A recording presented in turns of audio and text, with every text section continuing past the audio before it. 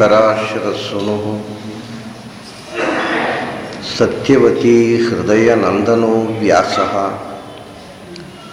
ಯಸ್ಯ ಆಸ್ಯ ಕಮಲಗಲಿತಂ ವಾङ्ಮಯಮೃತಂ ಜಗತ್ಪಿಬತಿ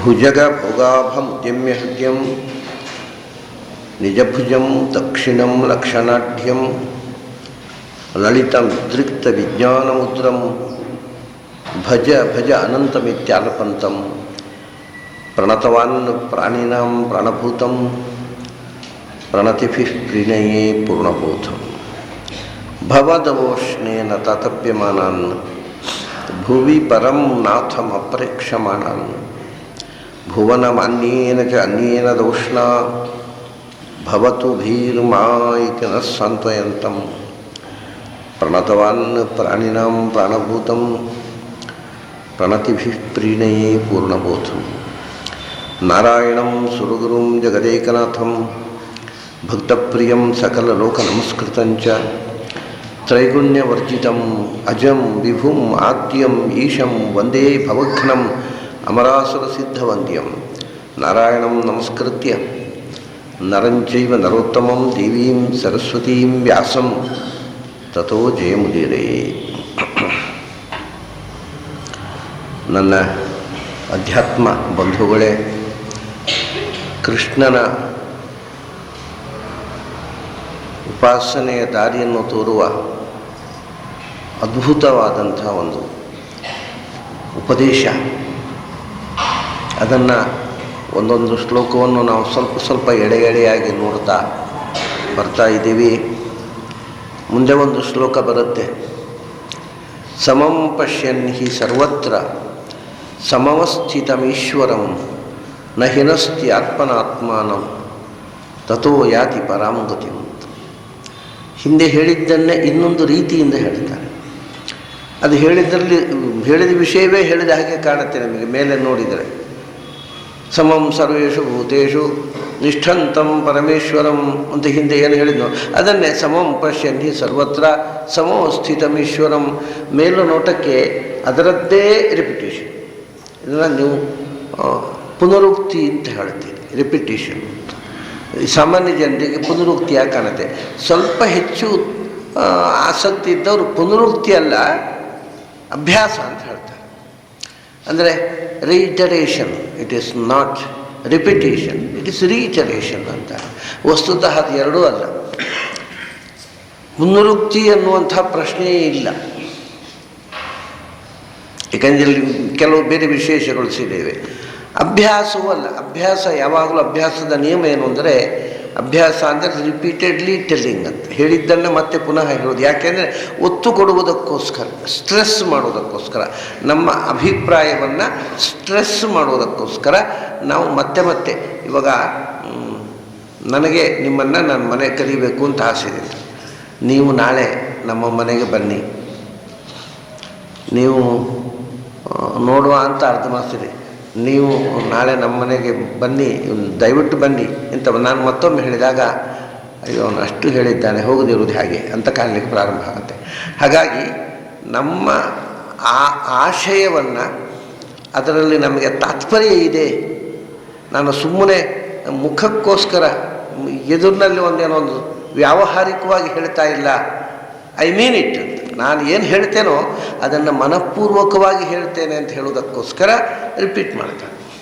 ಅದು ರಿಪಿಟೇಷನ್ ಅಲ್ಲ, ಅದಕ್ಕೆ ಇಂಗ್ಲೀಷ್ನಲ್ಲಿ ರೀಟರೇಷನ್ ಅಂತಾರೆ, ಸಂಸ್ಕೃತದಲ್ಲಿ ಅಭ್ಯಾಸ ಅಂತ. ಅಭ್ಯಾಸ ಅಂದರೆ ಮತ್ತೆ ಮತ್ತೆ ಹೇಳೋದು. ಆದರೆ ಇದು ಎರಡೂ ಅಲ್ಲ ಇದು. ಯಾಕಂದರೆ ರೀಟರೇಷನ್ನು ಮತ್ತು ರಿಪೀಟೇಷನ್ನಲ್ಲಿ ಏಕರೂಪ ಉಕ್ತಿ ಅಂತ ಒಂದಿದೆ. ಹೇಳಿದ್ದನ್ನು ಹಾಗೆಯೇ ರಿಪೀಟ್ ಮಾಡಬೇಕು, ಬೇರೊಂದು ವಾಕ್ಯದಲ್ಲಿ ಅಲ್ಲ. ಇಲ್ಲಿ ಸ್ವಲ್ಪ ಅದರ ವಾಕ್ಯ ರಚನೆಯನ್ನು ಬೇರೆ ಮಾಡ್ತಾನೆ. ಮೇಲ್ನೋಟಕ್ಕೆ ವಿಷಯ ಒಂದೇ ಇದ್ದರೂ ಅಲ್ಲಿ ಸಮಂ ಸರ್ವೇಷು ಭೂತೇಷು ತಿಷ್ಠಂತಂ ಅಂತ ಹೇಳಿದ. ಇಲ್ಲಿ ಸಮಂ ಪಶ್ಯನ್ ಹಿ ಸರ್ವತ್ರ, ಭೂತೇಷು ತೆಗೆದ, ಸರ್ವತ್ರ ಅಂತ ಹಾಕಿದ. ಆಮೇಲೆ ತಿಷ್ಠಂತಂ ಇರುವುದಕ್ಕೆ ಸಮವಸ್ಥಿತಂ ಅಂತ ಹಾಕಿದ. ಆಮೇಲೆ ಈಶ್ವರ, ಅಲ್ಲಿ ಪರಮೇಶ್ವರಂ ಅಂತಿತ್ತು, ಇಲ್ಲಿ ಬರೀ ಈಶ್ವರಂ ಅಂದ. ಅಂದರೆ ಈ ವ್ಯತ್ಯಾಸ, ವಿಷಯ ಎಲ್ಲ ಅದೇ ಶಬ್ದಗಳಿವೆ, ಒಟ್ಟು ವಿಷಯ ಅದೇ, ಆದರೆ ಹೇಳುವ ರೀತಿಯಲ್ಲಿ ವ್ಯತ್ಯಾಸ ಮಾಡಿದ ಕೃಷ್ಣ. ಈ ಹೇಳುವ ರೀತಿಯ ವ್ಯತ್ಯಾಸದಿಂದ ಸ್ವಲ್ಪ ಸ್ವಲ್ಪ ವ್ಯತ್ಯಾಸ ಆಗುತ್ತೆ ಒಟ್ಟು ಅರ್ಥ. ಈಗ ನಿಮಗೆ ಜನರಲ್ಲಾಗಿ ಸಂಸ್ಕೃತ ಪಾಠ ಹೇಳಿಕೊಡುವವರು ತಿಷ್ಠಂತಂ ಇರತಕ್ಕ, ಸರ್ವೇಷು ಭೂತೇಷು ಎಲ್ಲ ಜೀವಗಳಲ್ಲಿಯೂ ತಿಷ್ಠಂತಂ ಇರತಕ್ಕ ಪರಮೇಶ್ವರಂ ಪರಮಾತ್ಮನನ್ನು ಓದೋಯ್ತು, ಅಲ್ಲಿ ಗೀತೆ ಅರ್ಥ ಆಗೋಯ್ತು. ಇದಕ್ಕೆ ಹೇಳಿದರು ಯಹ ಯಾರು ಸರ್ವತ್ರ ಎಲ್ಲ ಭೂತಗಳಲ್ಲಿ ಸಮೋಸ್ಥಿತ ಇರತಕ್ಕ ಈಶ್ವರಂ ಪರಮೇಶ್ವರನು ಆಗೋಯ್ತು. ಎರಡಕ್ಕೂ ಚಿಂತನೆ ಒಂದೇ, ಏನು ಬೇರೆ ಕೆಲಸ ಇಲ್ಲ, ಕೃಷ್ಣನಿಗೆ ಹೇಳಿದ್ದನ್ನೇ ಹೇಳ್ತಾನೆ. ಆದರೆ ಸಂಸ್ಕೃತದಲ್ಲಿ ನೀವು ಒಂದು ಅಕ್ಷರ ಹಾಕಿದರೆ ಅಥವಾ ಒಂದು ಅಕ್ಷರ ತೆಗೆದರೆ, ಒಂದು ಸ್ವರ ಹಾಕಿದರೆ, ಒಂದು ಸ್ವರ ತೆಗೆದು ಬಿಟ್ಟರೆ ಅರ್ಥ ವ್ಯತ್ಯಾಸ ಆಗುತ್ತೆ. ಅದು ನಿಜವಾದ ಸಂಸ್ಕೃತ ಭಾಷೆಯ ಕರ್ಮ. ನಾವು ಈಗ ಆ ಥರದ ಸಂಸ್ಕೃತವನ್ನು ಮರೆತು ಬಿಟ್ಟಿದ್ದೇವೆ. ನಾವು ಸ್ಥೂಲವಾಗಿ ಅರ್ಥ ಹೇಳ್ತೇವೆ, ಆದರೆ ಆ ಭಾಷೆಯ ಸೂಕ್ಷ್ಮವಾದ ನಡೆಯನ್ನು ನಾವು ಮಕ್ಕಳಿಗೆ ಹೇಳಿಕೊಡುವುದೂ ಇಲ್ಲ, ನಾವು ಅಭ್ಯಾಸ ಮಾಡುವುದಿಲ್ಲ. ಈಗ ಅಲ್ಲಿ ತಿಷ್ಠಂತ ಅಂತ ಹೇಳಿದೆ, ಎಲ್ಲ ಭೂತಿ ಪ್ರಾಣಿಗಳಲ್ಲಿಯೂ ಭಗವಂತ ನೆಲೆಸಿದ್ದಾನೆ ಅಂತ ಅಷ್ಟರ್ಥ ಆಯಿತು. ತಿಷ್ಠಂತಂ ಅಂದರೆ ಅಲ್ಲಿ ಇರುವುದು, ಷ್ಠಾ ಧಾತು ಅದು. ತಿಷ್ಠತಿ ಇತಿ ತಿಷ್ಠನ್, ಅಲ್ಲಿ ಪ್ರತಿಯೊಂದು ಜೀವಜಾತದ ಒಳಗೂ ಭಗವಂತ ಇದ್ದಾನೆ, ಇಷ್ಟು ಅರ್ಥ ಆಯಿತು.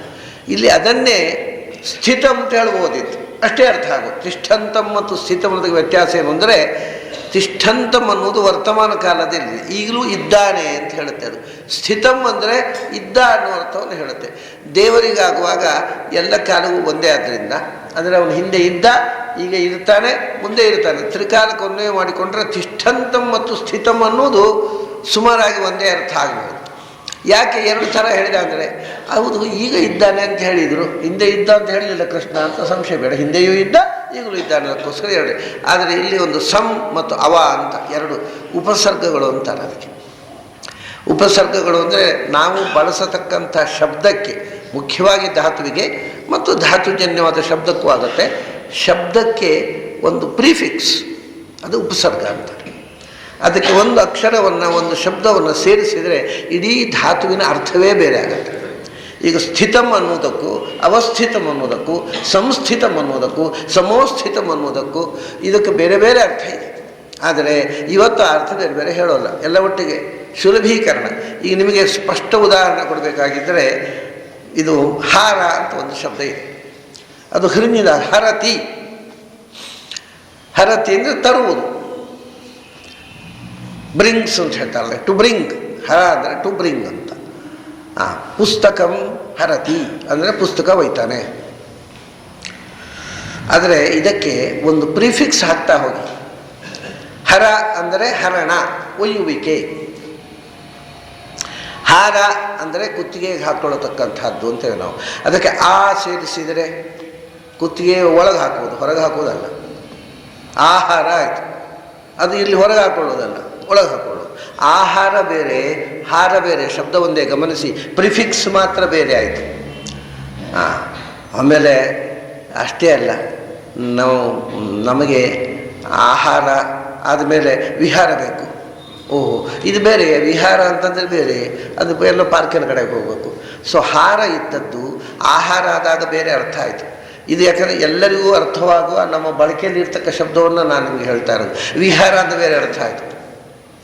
ಅವನಿಗೊಂದು ಪ್ರಹಾರ ಕೊಟ್ಟೆ, ಇನ್ನೂ ಗಂಡ ಅಂತ ಪ್ರಹಾರ. ಏನು ಪ್ರಾಬ್ಲಮ್ ಇತ್ತು ಗೊತ್ತಾ, ಅವ್ರ ಉಪನ್ಯಾಸ ಕೇಳಿದ್ರೆ ಪರಿಹಾರ ಆಯಿತು, ಅದು ಬೇರೆ ಆಯಿತು. ಇಲ್ಲಿ ಹಾರ, ಅಯ್ಯೋ ಸೊಳ್ಳೆಗಳಿದ್ದವು ಎಲ್ಲ DDT ಹಾಕಿ ಸಂಹಾರ ಮಾಡಿಬಿಟ್ಟೆ, ಇದು ಬೇರೆ ಆಯಿತು. ಎಷ್ಟು ಅರ್ಥ ಬಂತು. ಹಾರ ಒಂದು ಇದ್ದದ್ದು, ಅದಕ್ಕೆ ಒಂದು ಪ್ರಿಫಿಕ್ಸ್ ಹಾಕಿದಾಗ ಒಂದೊಂದು ಪ್ರಿಫಿಕ್ಸಿಗೆ ಒಂದೊಂದು ರೀತಿಯ ಬೇರೆ ಬೇರೆ ಅರ್ಥಗಳನ್ನು ಹೇಳ್ತು. ಪ್ರಹಾರ ಆಯಿತು, ಆಹಾರ ಆಯಿತು, ವಿಹಾರ ಆಯಿತು, ಸಂಹಾರ ಆಯಿತು, ಪರಿಹಾರ ಆಯಿತು. ಇದು ಇದೇ ರೀತಿ ಎಲ್ಲ ಕಡೆಯೂ ಉಂಟು, ಎಲ್ಲ ಕಡೆ ನಾವು ಗಮನಿಸುವುದಿಲ್ಲ. ಹಾಗೆಯೇ ಸ್ಥಿತಂ ಅಂದರೆ ಬೇರೆ ಅರ್ಥ, ಸಂಸ್ಥಿತಂ ಅಂದರೆ ಬೇರೆ ಅರ್ಥ, ಅವಸ್ಥಿತಂ ಅಂದರೆ ಬೇರೆ ಅರ್ಥ, ಸಮವಸ್ಥಿತಂ ಅಂದರೆ ಬೇರೆ ಅರ್ಥ. ಆ ಸೂಕ್ಷ್ಮವನ್ನು ನಾವು ಗಮನಿಸಿದರೆ ನಿಜವಾದ ಸಂಸ್ಕೃತ ಭಾಷೆಯ ಅಧ್ಯಯನ ಆಗುತ್ತೆ. ಇವತ್ತು ಯಾರೂ ಈ ರೀತಿ ಸಂಸ್ಕೃತ ಹೇಳಿಕೊಡೋಲ್ಲ. ಆದ್ದರಿಂದ ಇವತ್ತು ಸಂಸ್ಕೃತ ಹೇಳಿಕೊಡ್ತಕ್ಕ ಸಂಸ್ಥೆಗಳೆಲ್ಲ ಸಂಸ್ಕೃತದ ಕೊಲೆ ಮಾಡ್ತೀವಿ. ಪಾಠ ಹೇಳೋದಲ್ಲ, ಸಂಸ್ಕೃತದ ಮೂಲ ಸ್ಫೂರ್ತಿಯನ್ನು ನಾಶ ಮಾಡ್ತಾ ಇದೆ.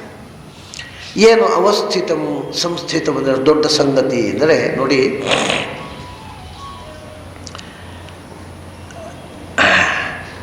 ಸಂಸ್ಥಿತಂ ಅಂದರೆ ಬಹಳ ಭಯಂಕರವಾದ ಅರ್ಥ ಇದೆ. ಒಂದು ಸಂಸ್ಥಾ ಅಂದರೆ ಸಂಸ್ಥೆ ಅಂತ ನಾವು ಹೇಳ್ತೇವೆ ಅಲ್ವಾ. ಸಂಸ್ಥೆ ಅಂದರೆ ಇನ್ಸ್ಟಿಟ್ಯೂಷನ್ನು ಅಂತ ನಮಗೆ, ಸಂಸ್ಥೆ ಅಂದರೆ ಗೊತ್ತುಂಟಪ್ಪ, ಇನ್ಸ್ಟಿಟ್ಯೂಷನ್ನು ಅಂತೇವೆ.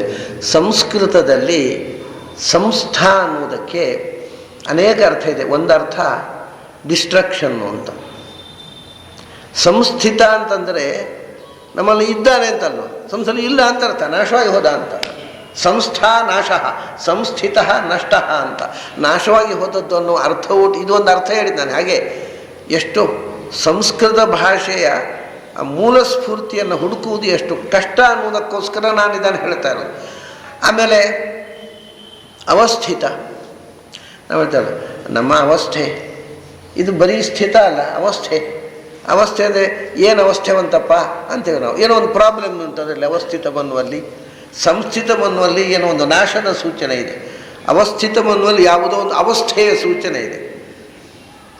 ಇದೆಲ್ಲ ಬಿಟ್ಟುಬಿಟ್ರೆ ಈಗ ಒಂದು ಶಬ್ದಕ್ಕೆ ಒಂದೇ ಅರ್ಥ ಅಲ್ಲ. ಮತ್ತೆ ಒಂದು ಕಡೆ ನಾವು ಅವಸ್ಥೆ ಅಂದರೆ ಒಂದು ಅರ್ಥ ಆಯಿತು, ಸಂಸ್ಥೆ ಒಂದು ಇದೇ ಅರ್ಥ ಎಲ್ಲ ಕಡೆ ಮಾಡೋದಲ್ಲ. ಈಗ ಅಭಿ ಅಂತ ಒಂದು ಶಬ್ದ ಉಂಟು. ಅಭಿಗಚ್ಚತಿ, ಅಭಿಗಚ್ಚತಿ ಅಂದರೆ ಅವನು ಎದುರಿಸಲಿಕ್ಕೆ ಹೋಗುವುದು. ಯುದ್ಧದಲ್ಲಿ ಶತ್ರುವನ್ನು ಎದುರಿಸಲಿಕ್ಕೆ ಅವನ ಅಭಿಮುಖವಾಗಿ, ಅವನ ಎದುರು ಅಭಿಮುಖ, ಅವನನ್ನು ಎದುರಿಸಲಿಕ್ಕೆ ಹೋಗುವುದು, ಶತ್ರುವನ್ನು ಎದುರಿಸುವುದು ಅಂತ ಅರ್ಥ ಅಭಿಗಚ್ಚತಿ ಎಂದರೆ. ಆಮೇಲೆ ಅಷ್ಟೇ ಅಲ್ಲ, ಅಭಿ ಮತ್ತು ಪರಿ ಅಂತ ಉಂಟು. ಈ ಪರಿ ಅಂದರೆ ಪರಿತಃ ಅಂತ, ಎಲ್ಲ direction, from all directions. Abhi ಅಂದರೆ ಎರಡು ಡೈರೆಕ್ಷನ್ಗಳಿಂದ ಅಂತ. ಅಭಿತಃ ಅಂದರೆ ಉಭಯತಃ ಅಂತ ಅರ್ಥ. ಆಚೆಯೂ ಈಚೆಯೂ ಅಂತ ಹೇಳ್ತೇವಲ್ಲ, ಅದಕ್ಕೆ ಸಂಸಾರ ಅಭಿ ಅಂತ. ಅಭಿರಕ್ಷಣೆ ಅಂದರೆ ಎಡದಲ್ಲೂ ರಕ್ಷಣೆ, ಬಲದಲ್ಲೂ ರಕ್ಷಣೆ, ಮುಂದೂ ರಕ್ಷಣೆ. ಪರಿ ಅಂದರೆ ಎಲ್ಲ ಕಡೆಯಿಂದ, ಅಭಿ ಅಂದರೆ ಎರಡು ಕಡೆಯಿಂದ. ಅಭಿತಃ ಅನ್ನೋದಕ್ಕೆ ಸಂಸ್ಕೃತದಲ್ಲಿ ಉಭಯತಃ ಅಂತ ಅರ್ಥ. ಇದೆಲ್ಲ ಇವತ್ತು ಯಾರು ಸಂಸ್ಕೃತ ಕಲಿಸ್ಕೊಡೋರು ಹೇಳೋಲ್ಲ. ಕೆಲವೊಮ್ಮೆ ನೀವು ಸಂಸ್ಕೃತ ಕಲಿಯದೆ ಬರೀ ಉಪನ್ಯಾಸ ಕೇಳಿದರೆ ಹೆಚ್ಚು ಸಂಸ್ಕೃತ ಬರುತ್ತೆ ನಮಗೆ. ಯಾಕೆಂದರೆ ನೀವು ಶಾಲೆಯಲ್ಲಿ ಪಾಠದಲ್ಲಿ ಈ ಯಾವ ವಿಷಯವೂ ನೀವು 12 ವರ್ಷ ಕಲಿತರೂ ಬರೋಲ್ಲ. 12 ವರ್ಷ ಕಲಿತವರಿಗೂ ಈ ವಿಷಯ ಹೇಳೋರಿಗೂ ಗೊತ್ತಿರೋದಿಲ್ಲ, ಕೇಳೋರಿಗೂ ಗೊತ್ತಿರೋದಿಲ್ಲ. ಅಭಿ ಅಂದರೆ ಉಭಯತಃ ಅಂತ ಅರ್ಥ. ಪರಿ ಅಂದರೆ ಸರ್ವತಃ ಅಂತ. ಪರಿರಕ್ಷಣೆ ಅಂದರೆ ಎಲ್ಲ ಕಡೆಯಿಂದ ರಕ್ಷಣೆ. ಈಗ ಅಭಿರಕ್ಷಣೆ ಅಂದರೆ ಎದುರಿನಿಂದಲೂ ಪ್ರೊಟೆಕ್ಷನು, ಹಿಂದಿನಿಂದಲೂ ಪ್ರೊಟೆಕ್ಷನ್. ಅಭಿ ಅಂದರೆ ಎರಡು ಕಡೆಯಿಂದ ಅಂತ. ಅಭಿತಃ ಇತ್ಯಸ್ಯ ಉಭಯತಃ ಇತ್ಯರ್ಥ, ಪರಿತಃ ಇತ್ಯಸ್ಯ ಸರ್ವತಃ ಇತ್ಯರ್ಥ ಅಂತ. ಇದು ವ್ಯಾಕರಣದ ಮೂಲಕ್ಕೆ ಹೋದಾಗ ವ್ಯಾಕರಣ ಶಾಸ್ತ್ರಕಾರ ಹೇಳುವ ಅರ್ಥಗಳು. ಆದರೆ ಅಷ್ಟೇ ಅರ್ಥ ಅಲ್ಲ ಹೇಳ್ತಾರೆ. ಅಭಿ ಅಂದರೆ ಅಭಿಗಚ್ಚತಿ ಅಂದರೆ ಎದುರು ಹೋಗುವುದು, ಅಲ್ಲಿ ಎರಡು ಕಡೆಯೂ ಹೋಗುವುದಲ್ಲ, ಎದುರು ಹೋಗುವುದು. ಅಭಿತಃ ರಕ್ಷಣೆ ಅಂದರೆ ಎರಡೂ ಕಡೆಯೂ ಪ್ರೊಟೆಕ್ಷನ್. ನಮಗೆ ಹೋಗುವಾಗ ಎದುರಿನಲ್ಲೂ ಪ್ರೊಟೆಕ್ಷನ್, ಹಿಂಬದಿಯಿಂದಲೂ ಪ್ರೊಟೆಕ್ಷನ್. ಪರಿರಕ್ಷಣೆ ಅಂದರೆ 4 ಕಡೆಯೂ ಪ್ರೊಟೆಕ್ಷನ್. ಆಮೇಲೆ ಅದು ಅಷ್ಟೇ ಅಲ್ಲ, ಇನ್ನೊಂದು ಅಭಿಕಥನ. ಅಭಿಕಥನ ಅಂತಿದೆ, ಅಲ್ಲಿ ಎರಡು ಕಡೆಯೂ ರಕ್ಷಣೆ ಏನಿಲ್ಲ, ಅಥವಾ ಎದುರು ಹೋಗುವ ಪ್ರಶ್ನೆ ಇಲ್ಲ. ಹೇಳುವುದರಲ್ಲಿ ಅಭಿ ಅಂದರೆ ಏನು? ಅಭಿ ಅಂದರೆ ನನ್ನ ಅಭಿಪ್ರಾಯವನ್ನು ನಿಮಗೆ ಹೇಳುವುದು, ಅದು ಅಭಿಕಥನ. ಹೀಗೆ ಒಂದು ಶಬ್ದ, ಒಂದು ಪ್ರಿಫಿಕ್ಸು ಬೇರೆ ಬೇರೆ ಧಾತುವಿನ ಜೊತೆಗೆ ಸೇರಿದಾಗ ಬೇರೆ ಬೇರೆ ಸಂದರ್ಭದಲ್ಲಿ ಬೇರೆ ಬೇರೆ ಅರ್ಥವನ್ನು ಹೇಳುತ್ತೆ. ಈ ಸೊಬಗು ಇನ್ಯಾವ ದೇವರಲ್ಲಿ ಕಾಣೆ ಅಂತ ಹೇಳಿ ಹಾಗೆ, ಈ ಸೊಬಗು ಇನ್ಯಾವ ಭಾಷೆಯಲ್ಲೂ ಕಾಣೆ. ನಿಮಗೆ ಪ್ರಪಂಚದ ಯಾವ ಭಾಷೆಯಲ್ಲೂ ಕೂಡ ಈ ಪ್ರಿಫಿಕ್ಸಿನಿಂದ ಒಂದು ಧಾತುವಿನಿಂದ 100 ಅರ್ಥಗಳನ್ನು ಹೊರಡಿಸುವ ಚಮತ್ಕಾರ ಇದು. ಚಮತ್ಕಾರ ಇದು ನಿಜವಾಗಿ ವಿಸ್ಮಯಾವಹವಾದ ಚಮತ್ಕಾರ. ಅದು ಯಾವ ಭಾಷೆಯಲ್ಲೂ ನಮಗೆ ಸಿಗೋದಿಲ್ಲ. ಸ್ವಲ್ಪ ಬಹಳ ಹೊಂದಿಕೆ ಇರತಕ್ಕಂಥ ಭಾಷೆ ಸಂಸ್ಕೃತಕ್ಕೆ. ಅಂದರೆ ಇದರಲ್ಲಿ ಬರ್ತಕ್ಕಂಥ ವಚನಗಳು, 3 ವಚನಗಳು, ಇದರ ಎಟಿಮಾಲಜಿ ಎಲ್ಲ ಇದಕ್ಕೆ ತುಂಬ ಹತ್ತಿರವಾಗಿರತಕ್ಕಂಥ ಒಂದು ಭಾಷೆ ಅಂತಂದರೆ ಲ್ಯಾಟಿನ್. ನಾವು ನಮ್ಮ ದೇಶದ ಭಾಷೆಗಳಲ್ಲಿ ಯಾವುದಲ್ಲೂ ಈ ರೀತಿಯ ಚಮತ್ಕಾರಗಳಿಲ್ಲ. ಹಾಗೇನೆ ಈಗ ಸಂಸ್ಥಿತ ಅಂತಂದರೆ ನಾನು ಎರಡು ಕೆಟ್ಟ ಅರ್ಥ ಹೇಳಿದೆ. ಈಗ ಸಂಸ್ಥಿತ ಅಂದರೆ ನಾಶವಾದದ್ದು ಅಂತ ಅರ್ಥ. ಸಂಸ್ಥಾ ವಿನಾಶ ಇತ್ಯುಕ್ತ ಸಂಸ್ಥಿತ ನಷ್ಟ ಉಚ್ಯತೆ ಅಂತ ಕೋಶ ಬರೆದುಬಿಡ್ಬೋದು. ಅಲ್ಲ, ಇಲ್ಲಿ ಅದಲ್ಲ ಅರ್ಥ. ಆಮೇಲೆ ಅವಸ್ಥಿತ ಅಂದರೆ ಏನೋ ಅವಸ್ಥೆ ತಲೆಬಿಸಿಯಾಗಿ ದೇವರಲ್ಲಿದ್ದಾನೆ ಅಂತ ಅರ್ಥ ಅಲ್ಲ. ಸಮವಸ್ಥಿತಂ ಅಂದರೆ ನೋಡಿ, ಸಂಸ್ಥಿತಿ ಅಂದರೆ ಪರ್ಫೆಕ್ಟ್ ಆಗಿರೋದು, ಇರೋದರಲ್ಲಿ ಪರ್ಫೆಕ್ಷನ್.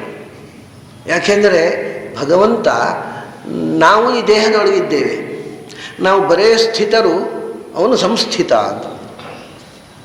ಇರುವಿಕೆಯಲ್ಲಿ ಒಳಗೆ ದೇಹದೊಳಗೆ ನಾವು ಇದ್ದೇವೆ. ತತ್ವಾಭಿಮಾನ ದೇವತೆಗಳು ಇದ್ದಾರೆ, ಭಗವಂತನೂ ಇದ್ದಾನೆ. ಈ ಎಲ್ಲರೂ ಒಳಗಿದ್ದಾರಲ್ಲ, ಈ ಸ್ಥಿತಿಯಲ್ಲಿರೋ ಡಿಫರೆನ್ಸಸ್ ಏನು, ಅದನ್ನು ಸಮವಸ್ಥಿತವನ್ನು ಶಬ್ದದಲ್ಲಿ ಕೃಷ್ಣ ಹೇಳ್ತಾನೆ. ನಾವು ಸಂಸ್ಥಿತರಲ್ಲ,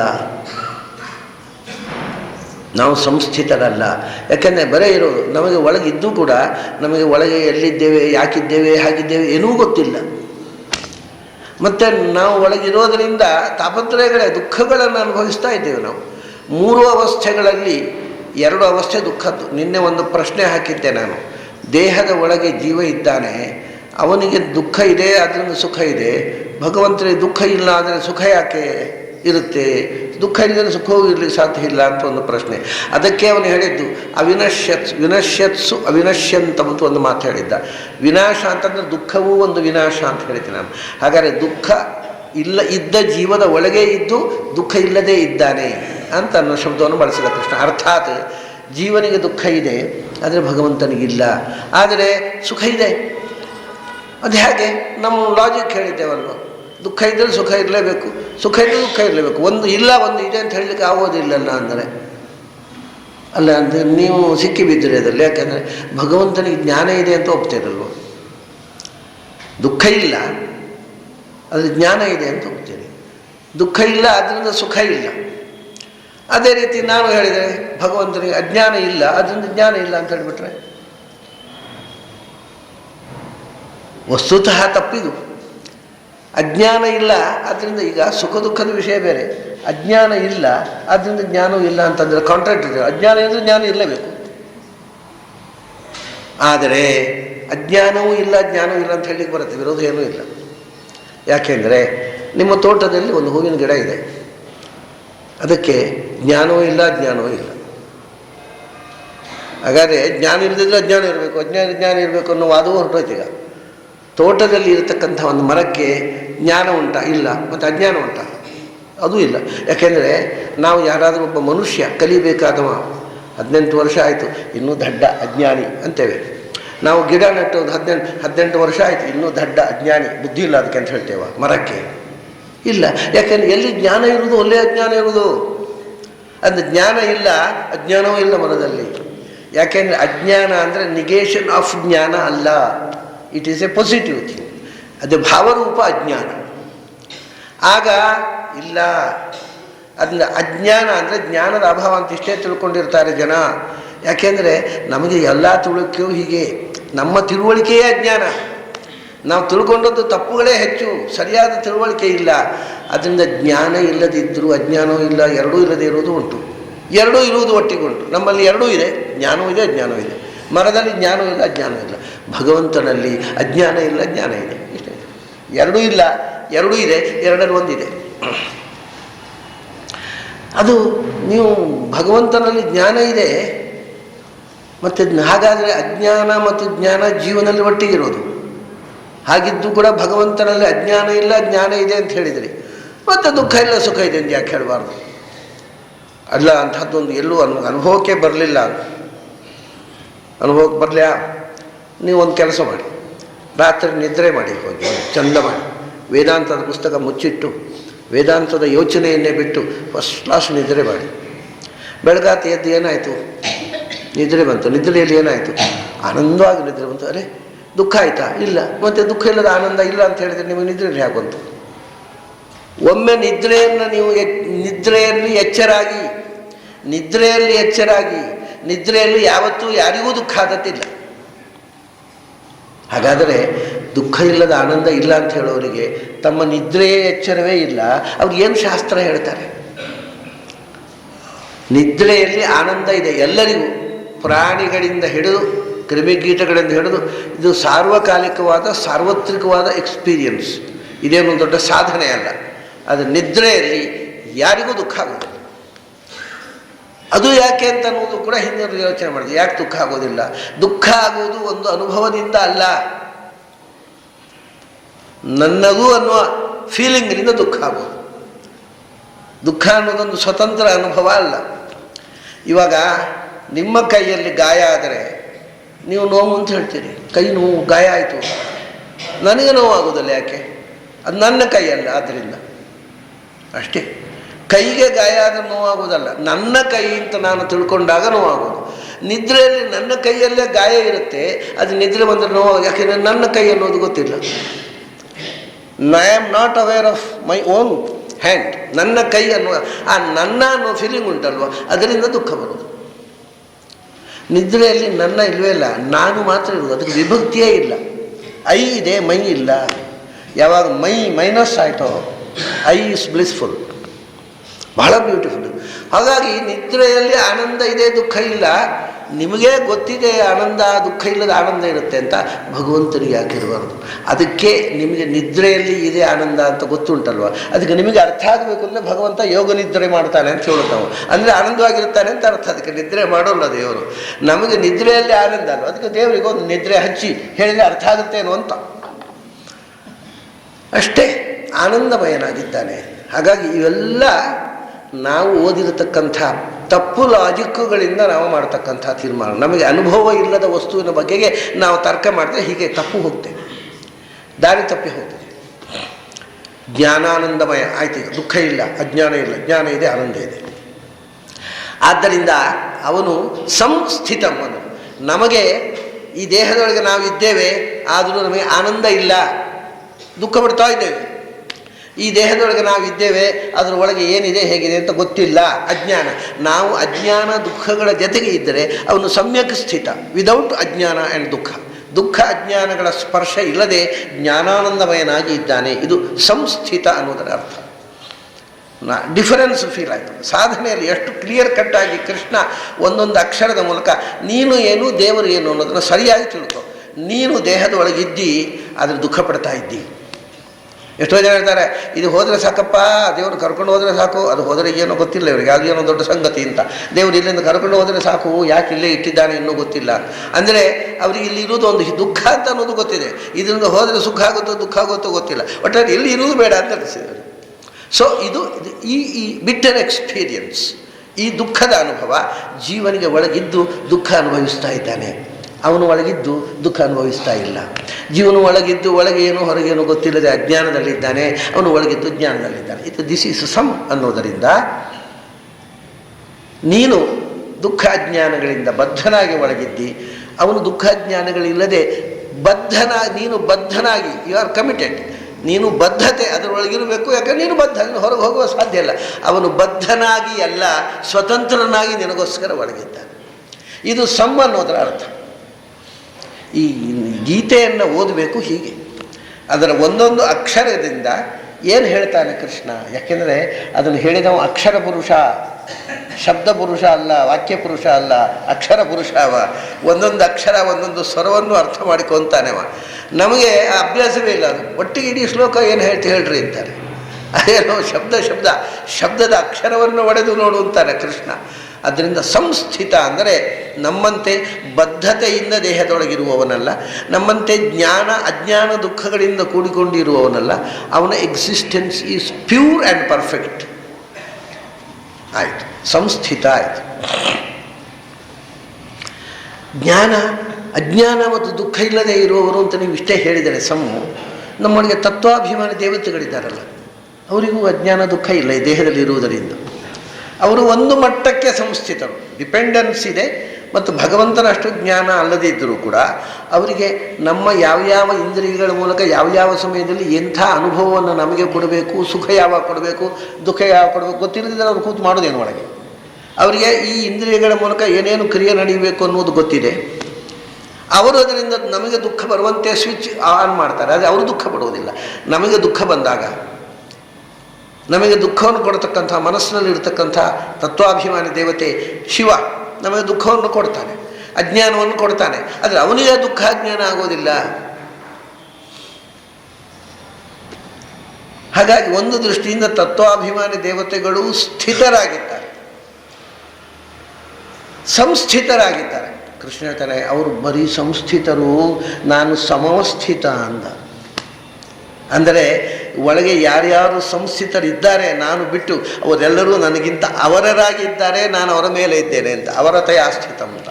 ಅಂದರೆ ಪ್ರತಿಯೊಂದು ಶಬ್ದ ಅಕ್ಷರದಿಂದ ಇಡೀ ಫಿಲಾಸಫಿಯನ್ನು ಇಷ್ಟು ಕ್ಲಿಯರ್ ಕಟ್ಟಾಗಿ ಕೃಷ್ಣ ಹೇಳಿಬಿಡ್ತಾನೆ. ಅದರಿಂದ ಹಾಗೆ ಇದ್ದಾಗ ನಾನು ಅಲ್ಲಿ ಆ ರೀತಿಯ ನಂತರ ಮುಂದೆ ಹಿಂದೆ ಶ್ಲೋಕದಲ್ಲಿ ಹೇಳಿದ ಸಮಂ ಸರ್ವೇಷು ಭೂತೇಷು, ಅದನ್ನು ನಾನು ಒಳಗಿರತಕ್ಕಂಥ ಸಮಸ್ತ ತತ್ವಾಭಿಮಾನ ದೇವತೆಗಳಿಗಿಂತಲೂ ಎತ್ತರದಲ್ಲಿದ್ದೇನೆ ಮತ್ತು ನಾನು ಅಜ್ಞಾನ ದುಃಖಗಳ ಸ್ಪರ್ಶ ಇಲ್ಲದೆ ಬದ್ಧನಲ್ಲದೆ ಸ್ವತಂತ್ರನಾಗಿದ್ದೇನೆ. ಆಮೇಲೆ ಆದ್ದರಿಂದ ಎಲ್ಲರಲ್ಲಿಯೂ ಸಮಾನವಾದಂಥ ಶಕ್ತಿಯಿಂದ ತುಂಬಿಕೊಂಡಿದ್ದೇನೆ. ಮತ್ತು ಯಾರಲ್ಲಿಯೂ ನನಗೆ ಅಜ್ಞಾನ ಇಲ್ಲದೇ ಇರೋದರಿಂದ, ದುಃಖ ರಾಗದ್ವೇಷ ದೋಷ ಇಲ್ಲದೇ ಇರೋದರಿಂದ ಯಾರನ್ನು ಮೇಲು ಕೀಳು ಭಾವದಿಂದ ನಾನು ನೋಡುವುದಿಲ್ಲ. ಪ್ರತಿಯೊಬ್ಬರನ್ನು ಸಮಾನವಾಗಿ ಅವರವರ ಕರ್ಮ ಅರ್ಹತೆ ಯೋಗ್ಯತೆಗೆ ತಕ್ಕಂತೆ ಮಾಡ್ತಾ ನಾನಿದ್ದೆ. ಸಮಂ ಸರ್ವೇಷು ಪಶ್ಯನ್, ಸಮಂ ಪಶ್ಯನ್ ಹಿ ಸರ್ವತ್ರ ಸಮವಸ್ಥಿತಂ ಈಶ್ವರಂ. ಆಮೇಲೆ ಸರ್ವತ್ರ ಅಂತುಂಟಲ್ವ, ಇದು ಸರ್ವೇಷು ಭೂತೇಶು ಅಂತಿಂದ ಹೇಳಿದ್ದನ್ನು ಇಲ್ಲಿ ಆ ಭೂತೇಶು ತೆಗೆದುಬಿಟ್ಟ. ಯಾಕೆಂದರೆ ಇದು ಅದಕ್ಕಿಂತ ಸ್ವಲ್ಪ ವ್ಯಾಪಕವಾಗಿ ತಗೊಂಡೆ. ಸರ್ವತ್ರ ನ ಕೇವಲ ಭೂತೇಶು ಅಂದರೆ ಜೀವಗಳಲ್ಲಿ ಅಂತ ಅರ್ಥ. ಜೀವಗಳ ಒಳಗೆ ಮಾತ್ರ ಅಲ್ಲ, ಈ ಜಡವಾಗಿರ್ತಕ್ಕಂಥ ಶರೀರದ ಒಳಗೂ, ಶರೀರದ ಒಂದೊಂದು ಭಾಗವಾದ ಮಣ್ಣು ನೀರು ಬೆಂಕಿ ಗಾಳಿ ಆಕಾಶ ಪಂಚಭೂತಗಳ ಒಳಗೂ ಎಲ್ಲದರ ಒಳಗೂ ಇದ್ದೇನೆ ನಾನು. ಪರಮೇಶ್ವರ ಅಂತ ಹಿಂದೆ ಹೇಳಿದ್ದ. ಅಷ್ಟು ಯಾಕೆ ಹೇಳಬೇಕು? ಈಶ್ವರ ಹೇಳಿದರೆ ಸಾಕು. ಪರಮೇಶ್ವರ ಅಂದರೂ ಅವನಿ ಪರ್ಸೆಂಟ್. ಯಾವುದು ಪರಮೇಶ್ವರವೋ ಅದೇ ಮುಖ್ಯ ನಿಜವಾದ ಈಶ್ವರ. ಉಳಿದವರು ಈಶ್ವರೂ ಅಲ್ಲ, ವರರೂ ಅಲ್ಲ, ಪರಮೇಶ್ವರಲ್ಲ, ಏನೂ ಅಲ್ಲ. ಯಾವುದು ಎಲ್ಲಕ್ಕಿಂತ ದೊಡ್ಡ ವಸ್ತುವೋ ಅದೇ ಎಲ್ಲ ಶಬ್ದದ ಅರ್ಥ. ಭೀಮಸೇನ ಅಜ್ಞಾತವಾಸದಲ್ಲಿ ಅಲ್ಲಿಗೊಬ್ಬ ಜಟ್ಟಿ ಬರ್ತಾನೆ, ನಿಮ್ಗೆ ಗೊತ್ತಿದೆ, ಜೀಮೂತ ಅಂತ. ಜೀಮೂತ ಅನ್ನುವ ಜಟ್ಟಿ ಬಂದ ಕೂಡಲೇ ಅವನದು ಒಂದೇ ಜಯಪತ್ರ ಹಿಡ್ಕೊಂಡು ಬಂದ. ಎಲ್ಲ ಕಡೆ ನನಗೆ ಜಯಪತ್ರ ಕೊಟ್ಟಿದ್ದಾರೆ. ಒಂದು ಇಲ್ಲಿ ನಮ್ಮ ರಾಜ್ಯದಲ್ಲಿ ನಿಮ್ಮ ಹತ್ರ ಸ್ಪರ್ಧೆ ಮಾಡುವಂಥ ವ್ಯಕ್ತಿಗಳು ಯಾರೂ ಇಲ್ಲ, ಅದರಿಂದ ನೀವು ಜಗಜಟ್ಟಿಗಳು ಅಂತ ನಿಮಗೆ ಮಾನಪತ್ರ ಕೊಡ್ತೇವೆ ಅಂತ ಕೊಟ್ಬಿಡ್ಬೇಕು, ಇಲ್ಲ ಸ್ಪರ್ಧೆ ಬರಬೇಕು. ಅಲ್ಲಿಗೆ ಹೋಗಿ ಅವನಿಗೇನು ಚಾಲೆಂಜ್ ಮಾಡಿದ, ನೀವು ಯಾರಾದರೂ ನನ್ನ ಹತ್ರ ತಾಕತ್ತಿದ್ದರೆ ಹೋರಾಟಕ್ಕೆ ಬನ್ನಿ, ಇಲ್ಲದ್ರೆ ನನಗೆ ನೀವು ಜಗಜಟ್ಟಿಗಳನ್ನು ಒಪ್ಪಿಕೊಂಡು ಶರಣಾಗತರಾಗಿ. ಈ ವಿರಾಟ ಹೇಳಿದ. ಅವನು ಕೀಚಕನೂ ಇರಲಿಲ್ಲ ಅವಾಗ. ಇಲ್ಲಿ ಏನು ಮಾಡೋದು? ವಿರಾಟ ಅವನಿಗೆ 70ನೇ ಶಾಂತಿ ಆಗಿದೆ. 70ನೇ ಶಾಂತಿ ಅಲ್ಲ, ಸುಮಾರಾಗಿದೆ. ನಾನು ಹೇಳೋದು 70ನೇ ಶಾಂತಿ ಆದರೆ ಈಗ ಹೇಗಿರ್ತಾರೆ ಆ ಸುಮಾರು ಆ ಥರದಲ್ಲಿದ್ದ. ಅವನು ಶಾಂತಿ ಸುಮಾರು ಶಾಂತಿ ಆಗಿದೆ. ಅವನೇನು ಶತಮಾನಗಳನ್ನು ಕಂಡವ. ಅವನಿಗೆ ಧೈರ್ಯ ಇಲ್ಲ ಇವನದ್ದು ಹೋರಾಡುವಂಥದ್ದು. ಮತ್ತು ಯಾರೂ ಅಲ್ಲಿ ಇಲ್ಲ, ಜಟ್ಟಿಗಳಿಲ್ಲ. ಕಡೆ ಅವನು ಸರ್ಟಿಫಿಕೇಟ್ ಕೊಟ್ಬಿಡೋದು ಅಂತ. ನೀವೇ ಜಗತ್ತಿನ ಸರ್ವಶ್ರೇಷ್ಠ ಜಟ್ಟಿಗಳು, ನಿಮಗೆ ಸಮಾನಾದ ಜಟ್ಟಿಗಳಲ್ಲ ಎಂದು ಈ ಮೂಲಕ ನಾವು ನಿಮಗೆ ಬರೆದು ಕೊಡ್ತೀವಿ, ಕೊಟ್ಬಿಡೋದು, ಮರ್ಯಾದೆ ಹೋಗೋದು ಅಂತದ್ದು ಹೋದ್ರಾಗಿ ತೀರ್ಮಾನ ಆಯ್ತಲ್ಲ. ಆಗ ಧರ್ಮರಾಜ ಹೇಳಿದ, ನೀವು ಯಾಕೆ ಅಷ್ಟು ಬೇಗ ಸೋಲಿ ಒಪ್ಪಿಕೊಳ್ಳೋದು? ಅಲ್ಲಿ ಎಂಥದ್ದು ಮಾಡೋದು ಮಾರ, ಅವ್ರಿಗೆ ಮತ್ತೆ ಅವ್ರ ದಿನ ಆಗ್ಬೋದು, ಏನೋ ಹೋರಾಡೋದು ಯಾರು? ಈಗ ಒಂದು ಕೆಲಸ ಮಾಡೋದು, ನಮ್ಮ ಅಡುಗೆಯವನಿದ್ದಾನಲ್ವ, ಅವನು ಒಳ್ಳೆ ಜಟ್ಟಿ. ಧರ್ಮರಾಜನ ಕಾಲದಲ್ಲಿ ಭೀಮನ ಜೊತೆಗೆ ಹೋರಾಡಿದವ. ಸಣ್ಣ ಒಳ್ಳೆ ಪ್ರಾಕ್ಟೀಸ್ ಇದೆ ಅವನಿಗೆ. ಒಂದು ವೇಳೆ ಸೋತರು ಅವಮರ್ಯಾದಿಲ್ಲ, ಅಡುಗೆ ಬೆಟ್ಟ ಸೋತ ಅಂತ. ಗೆದ್ದರೆ ರಾಜ್ಯಕ್ಕೆ ಗೆಲುವು. ಅಡುಗೆಯವನು ಹೊರತ ಅವನು ಅವರ ಅಡುಗೆಯವನು ಸೋತ, ಏನು ಅವಮಾನ ಇಲ್ಲ. ಇದು ಜರಾಸಂಧನ ಟೆಕ್ನಿಕ್. ಅವನು ಭೀಮನ ಹತ್ರ ಹೋರಾಟ ಮಾಡುವಾಗ ಅರ್ಜುನ ಭೀಮ ಇಬ್ಬರನ್ನ ಕರ್ಕೊಂಡು ಹೋಗಿದ್ದ ಕೃಷ್ಣ. ಇಬ್ಬರಲ್ಲಿ ಯಾರನ್ನು ಬೇಕಾದ್ರೂ ಸೋಲಿಸು, ಯಾರು ಸೋತರು ನಾವು ಸೋತೇವೆ ಅಂತ ಅರ್ಥ ಅಂತ ಕೃಷ್ಣ ಹೇಳಿದ. ಇಬ್ಬರಲ್ಲೆಲ್ಲ, ಮೂವರಲ್ಲಿ, ನಾವು ಮೂವರಲ್ಲಿ. ಅದಕ್ಕೆ ಕೃಷ್ಣನ ಹತ್ರ ಹೋರಾಡುವ ಧೈರ್ಯ ಇರಲಿಲ್ಲ ಜರಾಸಂಧ. ಅಯ್ಯೋ ನಿನ್ನ ಹತ್ರ ಯಾರು ಯುದ್ಧ ಮಾಡ್ತಾರೆ, ಕಳಪೆ ಗೋವಳ, ನೀನು ಸಸೂತ್ರ ಕ್ಷತ್ರಿಯನೇ ಅಲ್ಲ, ನಿನ್ನತ ಮಾಡೋಲ್ಲ ಅಂತ ಭಾಳ ಸಂತೋಷ ಆಯಿತು. ಇಬ್ಬರಲ್ಲಿ ಅವನು ಯೋಚನೆ ಮಾಡಿದ, ಅರ್ಜುನನ ಹತ್ರ ಸೋತರೆ ಬರೀ ಹೇಸಿಗೆ ಆಯಿತು. ನಮ್ಮ ಕಣ್ಮುಂದೆ ಬೆಳೆದ ಹುಡುಗ ಅವ ಅಲ್ಲ, ಭೀಮನು ಕಣ್ಮುಂದೆ ಬೆಳೆದ ಹುಡುಗ. ಆದರೂ ಸೋತರು ಭೀಮನ ಕೈಯಲ್ಲೂ ಸೋತೆ ಅಂತ ಒಂಚೂರು ಮರ್ಯಾದೆ ಒಳೆಯುತ್ತೆ. ಯಾಂತಿಂತವ್ರ ಕೈಯಲ್ಲೇ ಸೋತದ್ದು ಭೀಮಸೇನ ಕೈಯಲ್ಲಿ ಗೆದ್ದರೆ ಮಹಾಗೌರವ, ಸೋತ್ರೆ ಮಹಾ ಅಗೌರವ ಇಲ್ಲ. ಅದನ್ನು ಭೀಮಸೇನ ಹತ್ರ ಆಗಲಿ ಇತ್ತು, ಆಯ್ಕೆ ಮಾಡಿದ. ಇದೊಂದು ಟೆಕ್ನಿಕ್, ಇದು ಎಲ್ಲ ಪಾಲಿಟಿಕ್ಸ್. ಇದು ಹಾಗೆ ಇಲ್ಲಿ ಕೂಡ ವಿಚಾರ ಯೋಚನೆ ಮಾಡ್ತಾ ಇದ್ದಾಗ ಯಾವುದು ಹೆಚ್ಚು ನಮಗೆ ಫೇವರಬಲ್? ಭೀಮಸೇನ ಗೆದ್ದರೆ ವಿರಾಟ ನಗರಕ್ಕೆ ಭಾರಿ ಗೌರವ, ಸೋತ್ರೆ ಅಗೌರವ ಇಲ್ಲ, ಅಡಿಗೆ ಸೋತ ಅಂತ. ಧರ್ಮರಾಜ ಈ ಟೆಕ್ನಿಕ್ ಹೇಳಿಕೊಟ್ಟ ವಿರಾಟನಿಗೆ. ಹೌದಲ್ಲ, ಈಗ ಒಂದು ಸೋತ್ರೆ ನಮಗೇನು ಅವಮಾನ ಇಲ್ಲ. ಒಂದು ವೇಳೆ ಜೀಮೂತ ಅವನು ಕೊಂದರೆ ಬೇರೆ ಅಡಿಗೆಯವರು ಬರ್ತಾರೆ, ಇವ್ರು ತಯಾರ ಅಷ್ಟೇ, ಬೇರೆ ಅಡಿಗೆಯವರು ಬರ್ತಾರೆ, ಯಾವ ನಷ್ಟವೂ ಇಲ್ಲ. ಆಯಿತು ಹೋಗಲಿ. ಭೀಮಸೇನನ್ನು ಕರೆದು ಹೇಳ್ತಾನೆ. ಅದಕ್ಕೆ ಭೀಮಸೇನ ಹೇಳ್ತಾನೆ, ನಾನು ಜೀಮೂತನ ಹತ್ರ ಹೋರಾಟ ಮಾಡ್ತೇನೆ, ಯಾಕೆಂದರೆ ನನಗೆ ಮಹಾದೇವನ ಅನುಗ್ರಹ ಇದೆ, ನಿನ್ನ ಅನುಗ್ರಹ ಇದೆ, ಯುಧಿಷ್ಠಿರನ ಅನುಗ್ರಹ ಇದೆ, ನಾನು ಗೆಲ್ತೇನೆ ಅಂತ. ಯಾವ ಅರ್ಥದಲ್ಲಿ ಹೇಳಿದ ಭೀಮಸೇನ? ಅವನಿಗೆ ವಿರಾಟನ ಅನುಗ್ರಹ ಯಾಕೆ ಬೇಕು, ಯಾರ ಅನುಗ್ರಹ ಯಾಕೆ ಬೇಕು? ಅವನದು ಮಹಾದೇವನ ಅನುಗ್ರಹ ಇದೆ. ಮಹಾದೇವರು ಅಂದರೆ ಎಲ್ಲಕ್ಕಿಂತ ದೊಡ್ಡ ದೇವರು. ಅಂದರೆ ಅದೇ ಅವನಿಗೆ ಎಲ್ಲ ಶಬ್ದಗಳನ್ನು ಕೇಳುವಾಗ ಈ ಇಡೀ ಜಗತ್ತಿನ ಮೂಲ ವ್ಯಕ್ತಿ ಯಾರು ಅವನು. ಅವನಿಗೆ ಹೆಸರು ನಾವೇ ಇಡೋದಲ್ವಾ, ನಾವೇ ದೇವರಿಗೆ ನಾಮಕರಣ ಮಾಡೋ ಒಪ್ಪಂದಿರಲ್ವಾ? ನಾವು ಇಟ್ಟ ಹೆಸರನ್ನ ನಮಗೆ ಅಭಿಮಾನ. ನನ್ನ ದೇವರಿಗೆ ನಾನಿಟ್ಟ ಹೆಸರೇ ಕರೆಕ್ಟ್, ಉಳಿದವ್ರು ಹೇಳೋದಲ್ಲ, ಯಾಕಂದ್ರೆ ನಾನಿಟ್ಟದು ಇಷ್ಟೇ. ದೇವರಿಗೆ ನೀವು ಯಾವ ಹೆಸರನ್ನು ಕರೆದ್ರು ದೇವರೊಬ್ಬನೇ ಅಲ್ವಾ? ಅವನು ಹೇಳ್ತಾನೆ, ಎಲ್ಲರಿಗಿಂತ ದೊಡ್ಡ ದೇವರು ಮಹಾದೇವರು. ಹೇಳ್ತಾನೆ, ನೀವು ಏನು ಬೇಕಾದ್ರೆ ತಿಳ್ಕೊಳ್ಳಿ, ನನಗೆ ಮಹಾದೇವನ ಅನುಗ್ರಹ ಇದೆ, ನಿನ್ನ ಅನುಗ್ರಹ ಇದೆ. ನಿನ್ನೊಳಗಿರುವ ದೇವರು, ಯುಧಿಷ್ಠಿರೊಳಗಿರುವ ದೇವರು, ನನ್ನೊಳಗಿರುವ ದೇವರು ಒಬ್ಬನೇ ಅಲ್ವಾ? ಅವ್ರಿಗೆಲ್ಲ ಅನುಗ್ರಹ ಇದೆ. ಎಲ್ಲ ದೇವತಾ ಶಕ್ತಿಗಳಿಗೂ ನನ್ನನ್ನು ಆಶೀರ್ವದಿಸ್ತಾ ಇದ್ದಾರೆ, ಹಾಗಾಗಿ ಗೆಲ್ಲುತ್ತೇನೆ ಅಂತ. ಹಾಗೆ ಯಾವ ಶಬ್ದ ಕೇಳಿದಾಗಲೂ ಅದು ಭಗವಂತನ ಹೆಸರಾಗಿ ಕಾಣಬೇಕು. ಈಶ್ವರ ಸರ್ವದೇಹಾನಾಂ ಸರ್ವಮಧ್ಯೆ, ಅದರಲ್ಲಿ ಈಶ್ವರ ಎಲ್ಲ ಜೀವಿಗಳ ಹೃದಯ ಮಧ್ಯದಲ್ಲಿ ಈಶ್ವರ ನೆಲೆಸಿದ್ದಾನೆ. ಎಲ್ಲರ ಹೃದಯ ಮಧ್ಯದಲ್ಲಿ ಯಂತ್ರಾರೂಢಾನಿ ಮಾಯೆಯ ಈಶ್ವರ ಸರ್ವಭೂತಾನ, ಎಲ್ಲ ಭೂತಗಳ ಹೃದಯದಲ್ಲಿ ಈಶ್ವರ ನೆಲೆಸಿದ್ದಾನೆ. ಅಲ್ಲಿ ಏನು ಈಶ್ವರ ಅಂದರೆ? ಜಗದೀಶ್ವರ ಅಂದರೆ ಜಗತ್ತಿನ ನಿಯಾಮಕವಾದ ಪರಶಕ್ತಿ ಅಂತ ಅರ್ಥ ಅಷ್ಟೇ. ಅದು ಯಾವುದೇ ಒಂದು ವಿಶಿಷ್ಟವಾದ ವ್ಯಕ್ತಿಯನ್ನು ಹೇಳೋದಿಲ್ಲ.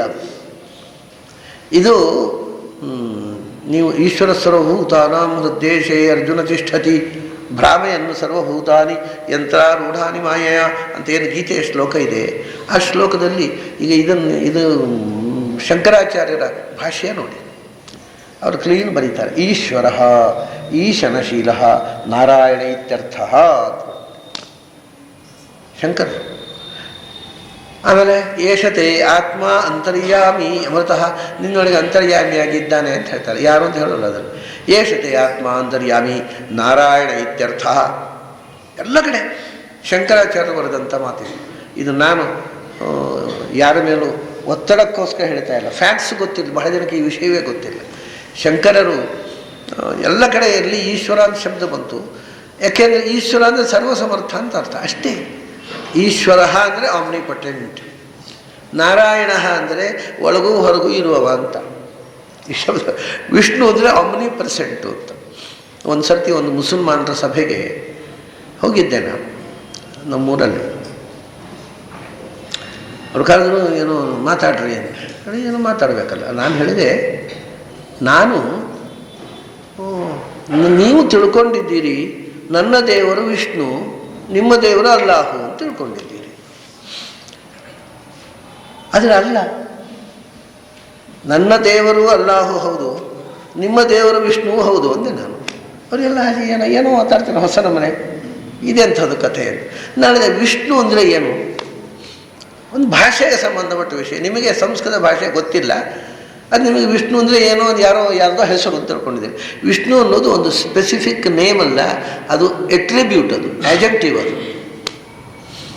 ಎಪಿಥೆಟ್. ಅದು ಏನು ಹೇಳುತ್ತೆ? ವೇವೇಷ್ಟಿ ವಿಷ್ಣು ಆಮ್ನಿ ಪ್ರೆಸೆಂಟ್, ಒಂದು ಎಲ್ಲ ಕಡೆ ತುಂಬಿರುವಂಥದ್ದು ಅಂತ. ನಿಮ್ಮ ದೇವರು ಆಮ್ನಿ ಪ್ರೆಸೆಂಟ್ ಅಲ್ವಾ? ಹಾಗಾದ್ರೆ ನಿಮ್ಮ ದೇವರು ವಿಷ್ಣುವೇ ಅಂದೇನೆ. If Allah is omnipresent, he must be Vishnu. ಸರ್ವಗತ ಅಂತ ಅರ್ಥ ದೇವರು ವಿಷ್ಣು ಅಂತ. ಅದು ಶೈವರ ದೇವರು ಸರ್ವಗತ ಅಲ್ವಾ? ಮುಸಲ್ಮಾನರ ದೇವರು ಸರ್ವಗತ ಅಲ್ವಾ? ಅದು ಎಲ್ಲರ ದೇವರು ವಿಷ್ಣು ಅಲ್ವಾ? ಮತ್ತು ಎಂಥದ್ದು ಗಲಾಟೆ ನಿಮ್ಮದು? ಅವುಗಳಿಗೆ ಹೌದಲ್ಲ ಅಂತ ಕಟ್ಟಿತು ಮಾತಾಡಿಲ್ಲ, ತೆಪ್ಪ ಕೂತ್ಬಿಟ್ರು. ಇದೆಲ್ಲ ನಮ್ಮ ಅಜ್ಞಾನ, ಇವೆಲ್ಲ ತೊಂದರೆ ಕೊಡುವಂಥದ್ದು. ನಾವು ಇಟ್ಟ ಹೆಸರು ನಮಗೆ ಮುಖ್ಯ ಆಗತ್ತೆ, ದೇವರ ಹೆಸರು ಅಲ್ಲ. ನಾವು ಇಟ್ಟ ಹೆಸರು, ನಮ್ಮ ಭಾಷೆಯ ಹೆಸರು ಮುಖ್ಯ ಆಗತ್ತೆ. ನಾಳೆ ನಿಮಗೆ ನಿಮ್ಮ ಭಾಷೆ ಅಲ್ಲ, ವಾಸ್ತವಿಕವಾಗಿ ಅಲ್ಲಾಹ್ ಅನ್ನೋದು ನಿಮ್ಮ ಭಾಷೆ ಅಲ್ಲ. ಆದರೆ ನಿಮಗೆ ನೀವು ಯಾವ ದೇಶದಲ್ಲೇ ಇದ್ದರೂ ನಿಮಗೆ ಅದು ಮುಖ್ಯ ಆಗತ್ತೆ. ಅರೇಬಿಕ್ ಅಂದರೆ ನಿಮ್ಮ ಮೂಲ ಧರ್ಮ ಅದ ಭಾಷೆ ಅಂತ, ನೀವು ಅದನ್ನು ನಿಮ್ಮ ಭಾಷೆ ಅಂತ ಇಟ್ಕೊಳ್ಳಿಬೇಡಿ. ನಮ್ಮ ಜನ ಸಂಸ್ಕೃತವನ್ನು ದೇವಭಾಷೆ ಅಂತ ಹೇಳಿದಾಗ ಅವರು ಅರೇಬಿಕನ್ನು ದೇವಭಾಷೆ ಅಂತಾರೆ. ಅದು ಅವರವ್ರ ನಂಬಿಕೆ, ನಮಗೇನು ತಲೆಗೆಡಿಸೋ ಪ್ರಶ್ನೆ ಇಲ್ಲ. ಇವ್ರು ನಂಬ್ಕೊಳ್ಳಿ ಪಾಪ. ದೇವತೆಗಳಿಗೆ ಅರೇಬಿಕ್ ಬರುತ್ತೋ ಇಲ್ವೋ ಅಂತ ಅದನ್ನು ವೈಜ್ಞಾನಿಕವಾಗಿ ಟೆಸ್ಟ್ ಮಾಡಲಿಕ್ಕೆ ಹೋಗ್ಬೇಕಾ? ಏನು ಬೇಕಾದ್ರೆ ಹಾಕ್ಕೊಳ್ಳಿ, ನಮಗೇನು ಅದನ್ನು ತಲೆಬಿಸಿ ಇಲ್ಲ. ಅವರು ಹಾಗೆ ನಂಬ್ಕೊಂಡಿದ್ದಾರೆ. ದೇವತೆಗಳಿಗೆ ಅರ್ಥ ಆಗಬೇಕಾಗಿದ್ದರೆ ಅರೇಬಿಕ್ನಲ್ಲೇ ಪ್ರೇಯರ್ ಮಾಡಬೇಕು. ಅದು ಇಲ್ಲಿ ಬಂದರೂ ಅವರು ಅರೇಬಿಕ್ನಲ್ಲೇ ಪ್ರೇಯರ್ ಮಾಡೋದು. ಆಮೇಲೆ ಇನ್ನೂ ಭಯಂಕರ ಅಂತಂದರೆ, ನಮ್ಮ ಅಜ್ಞಾನ ಎಷ್ಟು ಗಾಢ ಅಂತಂದರೆ, ಸಾಮಾನ್ಯವಾಗಿ ನಮ್ಮ ಕರ್ನಾಟಕದಲ್ಲಿರತಕ್ಕಂಥ ನಾನು ನೋಡಿದ ಹಾಗೆ ಹೆಚ್ಚಿನ ಮುಸಲ್ಮಾನರು ಅವರು ಕನ್ನಡ ಮಾತಾಡೋಲ್ಲ. ಯಾಕೆಂದರೆ ಅದು ನಮ್ಮ ಭಾಷೆ ಅಲ್ಲ ಅಂತ ಅವರಿಗೆ. ಅದು ಕಾಫಿರರ ಭಾಷೆ, ನಮ್ಮ ಭಾಷೆ ಅಲ್ಲ ಅಂತ ಕನ್ನಡ ಮಾತಾಡೋಲ್ಲ. ಕೇರಳದ ಮುಸಲ್ಮಾನರು ಮಲಯಾಳ ಮಾತಾಡ್ತಾರೆ ನೋಡಿ. ಪ್ರತಿಯೊಬ್ಬರು ಅಭಿಮಾನಪೂರ್ವಕವಾಗಿ ತಮ್ಮ ರಾಜ್ಯ ಭಾಷೆ ಅಂತ ಮಲಯಾಳ ಮಾತಾಡ್ತಾರೆ. ತಮಿಳಿನಲ್ಲಿರ್ತಕ್ಕಂಥ ಮುಸಲ್ಮಾನರು ತಮಿಳು ಅವರು ತಮ್ಮ ಮಾತೃಭಾಷೆ ಅಂತ ಅಭಿಮಾನಪೂರ್ವಕವಾಗಿ ಮಾತಾಡ್ತಾರೆ. ತೆಲುಗಿನಲ್ಲಿರ್ತಕ್ಕ ಮುಸಲ್ಮಾನರು ತೆಲುಗು ಮಾತಾಡ್ತಾರೆ. ಕರ್ನಾಟಕದಲ್ಲಿರುವ ಒಬ್ಬ ಮುಸಲ್ಮಾನನು ಕನ್ನಡವನ್ನು ತನ್ನ ಭಾಷೆ ಅಂತ ಒಪ್ಪಲ್ಲ. ಉಪಾಯ ಇಲ್ಲದಕ್ಕೆ ಮಾತಾಡ್ತಾರೆ ಹೊರತು ಅವ್ರು ತಮ್ಮ ಭಾಷೆ. ಅವ್ರ ಭಾಷೆ ಯಾವುದಂತೆ ಗೊತ್ತಾ? ಉರ್ದು ಅಂತೆ. ಅದು ಹೇಗಾಯಿತು? ಉರ್ದು ತಮ್ಮವಾಗಿ ಎಲ್ಲಿ ತನಕ ಪಾಕಿಸ್ತಾನದವರು ಹಿಂದೆ ಬಾಂಗ್ಲಾದೇಶ ಪಾಕಿಸ್ತಾನದ ಭಾಗವಾಗಿದ್ದಾಗ ಅವರಿಗೆ ಉರ್ದು ಮಾತಾಡದೆ ಬಾಂಗ್ಲಾ ಮಾತಾಡ್ತಾರೆ ಅಂತ ಅವರು ಸೆಕೆಂಡ್ ರೇಟ್ ಮುಸ್ಲಿಮ್ಸು ಅಂತ ಅನಾದರ ಮಾಡ್ತಿದ್ದರು. ಉರ್ದು ಮಾತಾಡೋರು ಶ್ರೇಷ್ಠ ಮುಸಲ್ಮಾನರು, ಬಾಂಗ್ಲಾ ಮಾತಾಡೋರು ಸೆಕೆಂಡ್ ಕ್ಲಾಸ್ ಮುಸಲ್ಮಾನರು. ಯಾಕಂದರೆ ಉರ್ದು ನಮ್ಮ ಭಾಷೆ ಅಂತ. ಎಷ್ಟು ಅಜ್ಞಾನ ರೀ! ಉರ್ದು ಕಾಶ್ಮೀರದ ಬ್ರಾಹ್ಮಣರು ಸೃಷ್ಟಿ ಮಾಡಿದ ಭಾಷೆ. ಕಾಶ್ಮೀರದ ಬ್ರಾಹ್ಮಣರ ಭಾಷೆ ಅದು ಮುಸಲ್ಮಾನರ ಭಾಷೆ ಅಲ್ಲ. ಇಷ್ಟು ಅಜ್ಞಾನ ಅಂತಂದರೆ ಏನೂ ಗೊತ್ತಿಲ್ಲ. ಧರ್ಮದ ಹೆಸರಿನಲ್ಲಿ ಪೆದ್ದುತನದ ಪರಾಕಾಷ್ಠೆ ನೋಡ್ಬೇಕಾದ್ರೆ ಇಂಥ ಮಂದಿಯನ್ನು ನೋಡಬೇಕು. ಅದು ಕಾಶ್ಮೀರದ ಬ್ರಾಹ್ಮಣರು ಅರೇಬಿಕ್ಕು ಅದರ ಪ್ರಭಾವ, ಮತ್ತು ಯಾಕಂದರೆ ಅರೇಬಿಕ್ಕು ಮತ್ತು ಹಿಂದೂಸ್ಥಾನಿ ಈ ಎರಡು ಭಾಷೆಗಳ ಪ್ರಭಾವದಿಂದ ಕಲಬೆರಕೆಯಿಂದ ಕಾಶ್ಮೀರಿ ಬ್ರಾಹ್ಮಣರು ಸೃಷ್ಟಿ ಮಾಡಿದ ಭಾಷೆ ಇದೆ. ಇದು ಐತಿಹಾಸಿಕವಾಗಿರತಕ್ಕ ಸಂಗತಿ. ಅವರಿಗೆ ಅದು ಮಾತೃಭಾಷೆ. ಉರ್ದು ಮಾತಾಡದೇ ಇದ್ದರೆ ಅಂದರೆ ಕಡೆಗೆ ಏನು ವಸ್ತುಸ್ಥಿತಿ ಏನಾಯಿತು ಅಂದರೆ, ನಿಜವಾದ ಮುಸಲ್ಮಾನ ಆಗಬೇಕಾದ್ರೆ ಬ್ರಾಹ್ಮಣರ ಭಾಷೆ ಮಾತಾಡೋದು ಗೊತ್ತಿಲ್ಲ. ಇದೆಲ್ಲ ನಾನು ಯಾವುದನ್ನು ಪರಿಹಾಸ ಅಲ್ಲ, ನಮ್ಮ ಅಜ್ಞಾನಕ್ಕೆ ಇತಿಮಿತಿಯೇ ಇಲ್ಲ. ಬರೀ ತಪ್ಪುಗಳ ಸರಮಾಲೆ ತಿಳ್ಕೊಂಡು ಅದನ್ನೇ ಧರ್ಮ ಅಂತ ಹೋರಾಡೋದು ಬಿಟ್ಟರೆ ಸತ್ಯ ತಿಳ್ಕೊಳ್ಬೇಕು ಅನ್ನುವ ಜಿಜ್ಞಾಸೆ ನಮಗೆ. ಅದರಿಂದ ಈಶ್ವರ ಅಂತ ಶಬ್ದ ಬಂದರೆ ಶಾಸ್ತ್ರಕಾರ ಏನು ಹೇಳ್ತಾರೆ? ಆಮ್ನಿ ಪ್ರೆಸೆಂಟು ಅಂತ ಅರ್ಥ. ಜಗತ್ತಿನ ಪರಶಕ್ತಿ ಅಷ್ಟೇ. ಅದನ್ನು ಅದಕ್ಕೋಸ್ಕರ ಪರಮೇಶ್ವರಂ ಅಂತ ಹೇಳಿದಲ್ಲಿ ಪರಮ ಬಿಟ್ಟುಬಿಟ್ಟ. ಸಮವಸ್ಥಿತಂ ಈಶ್ವರಂ. ನೋಡಿ, ಹಿಂದೆ ಹೇಳಿದ್ದಕ್ಕಿಂತ ಎಷ್ಟು ಹೊಸ ವಿಷಯಗಳು ಬಂತು ಈಗ. ಅದೇ ವಿಷಯ ಆದರೆ ಇಲ್ಲಿ ಹೇಳುವ ಎಕ್ಸ್ಪ್ರೆಷನ್ನ ವ್ಯತ್ಯಾಸದಿಂದ ಎರಡು ಪ್ರಿಫಿಕ್ಸು ಮತ್ತು ಪರಮ ಶಬ್ದ ಮತ್ತು ಭೂತೇಶು ಡಿಲೀಟ್ ಮಾಡಿದ್ದರಿಂದ ಒಂದು ಹೊಸ ಆಯಾಮ ಬಂತು ಈ ಹೇಳಿಕೆಗೆ. ಹಿಂದೆ ಹೇಳಿದ್ದನ್ನೇ ಇನ್ನೊಂದು ರೀತಿ ಅಂತ ಹೇಳಿದೆ. ಅದನ್ನು ಸಮಂ ಪಶ್ಯನ್ ಹಿ ಸರ್ವತ್ರ. ಸಮಂ ಅನ್ನುವುದಕ್ಕೆ ಹಿಂದಿನ ಶ್ಲೋಕದಲ್ಲಿ ಎಷ್ಟು ಅರ್ಥವೋ ಅಷ್ಟೆಲ್ಲ ಅರ್ಥ ಇಲ್ಲಿ ವಿವಕ್ಷಿತ. ತನ್ನ ರೂಪಗಳಲ್ಲಿ ಏನು ವ್ಯತ್ಯಾಸ ಇಲ್ಲ ಅಂತ ಭಗವಂತನ ರೂಪಗಳಲ್ಲಿ ಸಮಾನವಾಗಿ ನೋಡುವುದು ಮತ್ತು ನಮ್ಮಲ್ಲಿ ತಾರತಮ್ಯ ಮಾಡುವುದಿಲ್ಲ. ಪ್ರತಿಯೊಬ್ಬರ ಒಳಗಿದ್ದು ಅವರವರ ಯೋಗ್ಯತೆಗೆ ಸಮಾನವಾಗಿ ನೋಡಿಕೊಳ್ತಾನೆ ಅನ್ನೋದೇ ಸಮ ಅಂತ. ಆ ರೀತಿಯಾಗಿ ಭಗವಂತನನ್ನು ಕಾಣುವುದು. ಸಮಂ ಪಶ್ಯನ್ ಹಿ ಸರ್ವತ್ರ. ಇಲ್ಲಿ ಹಿಂದಿನ ಶ್ಲೋಕದಲ್ಲಿ ಇಲ್ಲದಂಥ ಒಂದು ಅಕ್ಷರ ಅಂದರೆ ಹಿ ಅಂತ ಒಂದು ಹೆಚ್ಚು ಹೇಳ್ತಾರೆ. ಹಿ ಅನ್ನೋದು ಸಂಸ್ಕೃತದಲ್ಲಿ ಬಹಳ ಪ್ರಸಿದ್ಧವಾದ ಶಬ್ದ. ಅದು ಅದು ಅವ್ಯಯ. ನಮ್ಮಲ್ಲಿ ಅಲ್ಲವೇ, ಹಾಗಲ್ವೇ, ನೀವು ಬಂದಿದ್ದೀರಲ್ವೇ, ನಿಮಗೆ ಅರ್ಥ ಆಯ್ತಲ್ವೇ ಅಂತ ಆ ಕೊನೆಗೆ ಒಂದು ವೇ ಅಂತೇವಲ್ಲ, ಇದೆಲ್ಲ ನಿಮಗೆ ಗೊತ್ತಿದ್ದದ್ದೇ ಅಲ್ವಾ. ಈ ವಾ ವೇ ಅಂತೇವಲ್ಲ, ಅದಕ್ಕೆ ನಮ್ಗೆ ಹೀ ಅಂತ. ಪಶ್ಯನ್ ಹಿ ಅಂದರೆ ಇದು ಎಲ್ಲರಿಗೂ ಗೊತ್ತಿರತಕ್ಕಂಥ ಸಾರ್ವತ್ರಿಕ ಸತ್ಯ ಅಲ್ವಾ.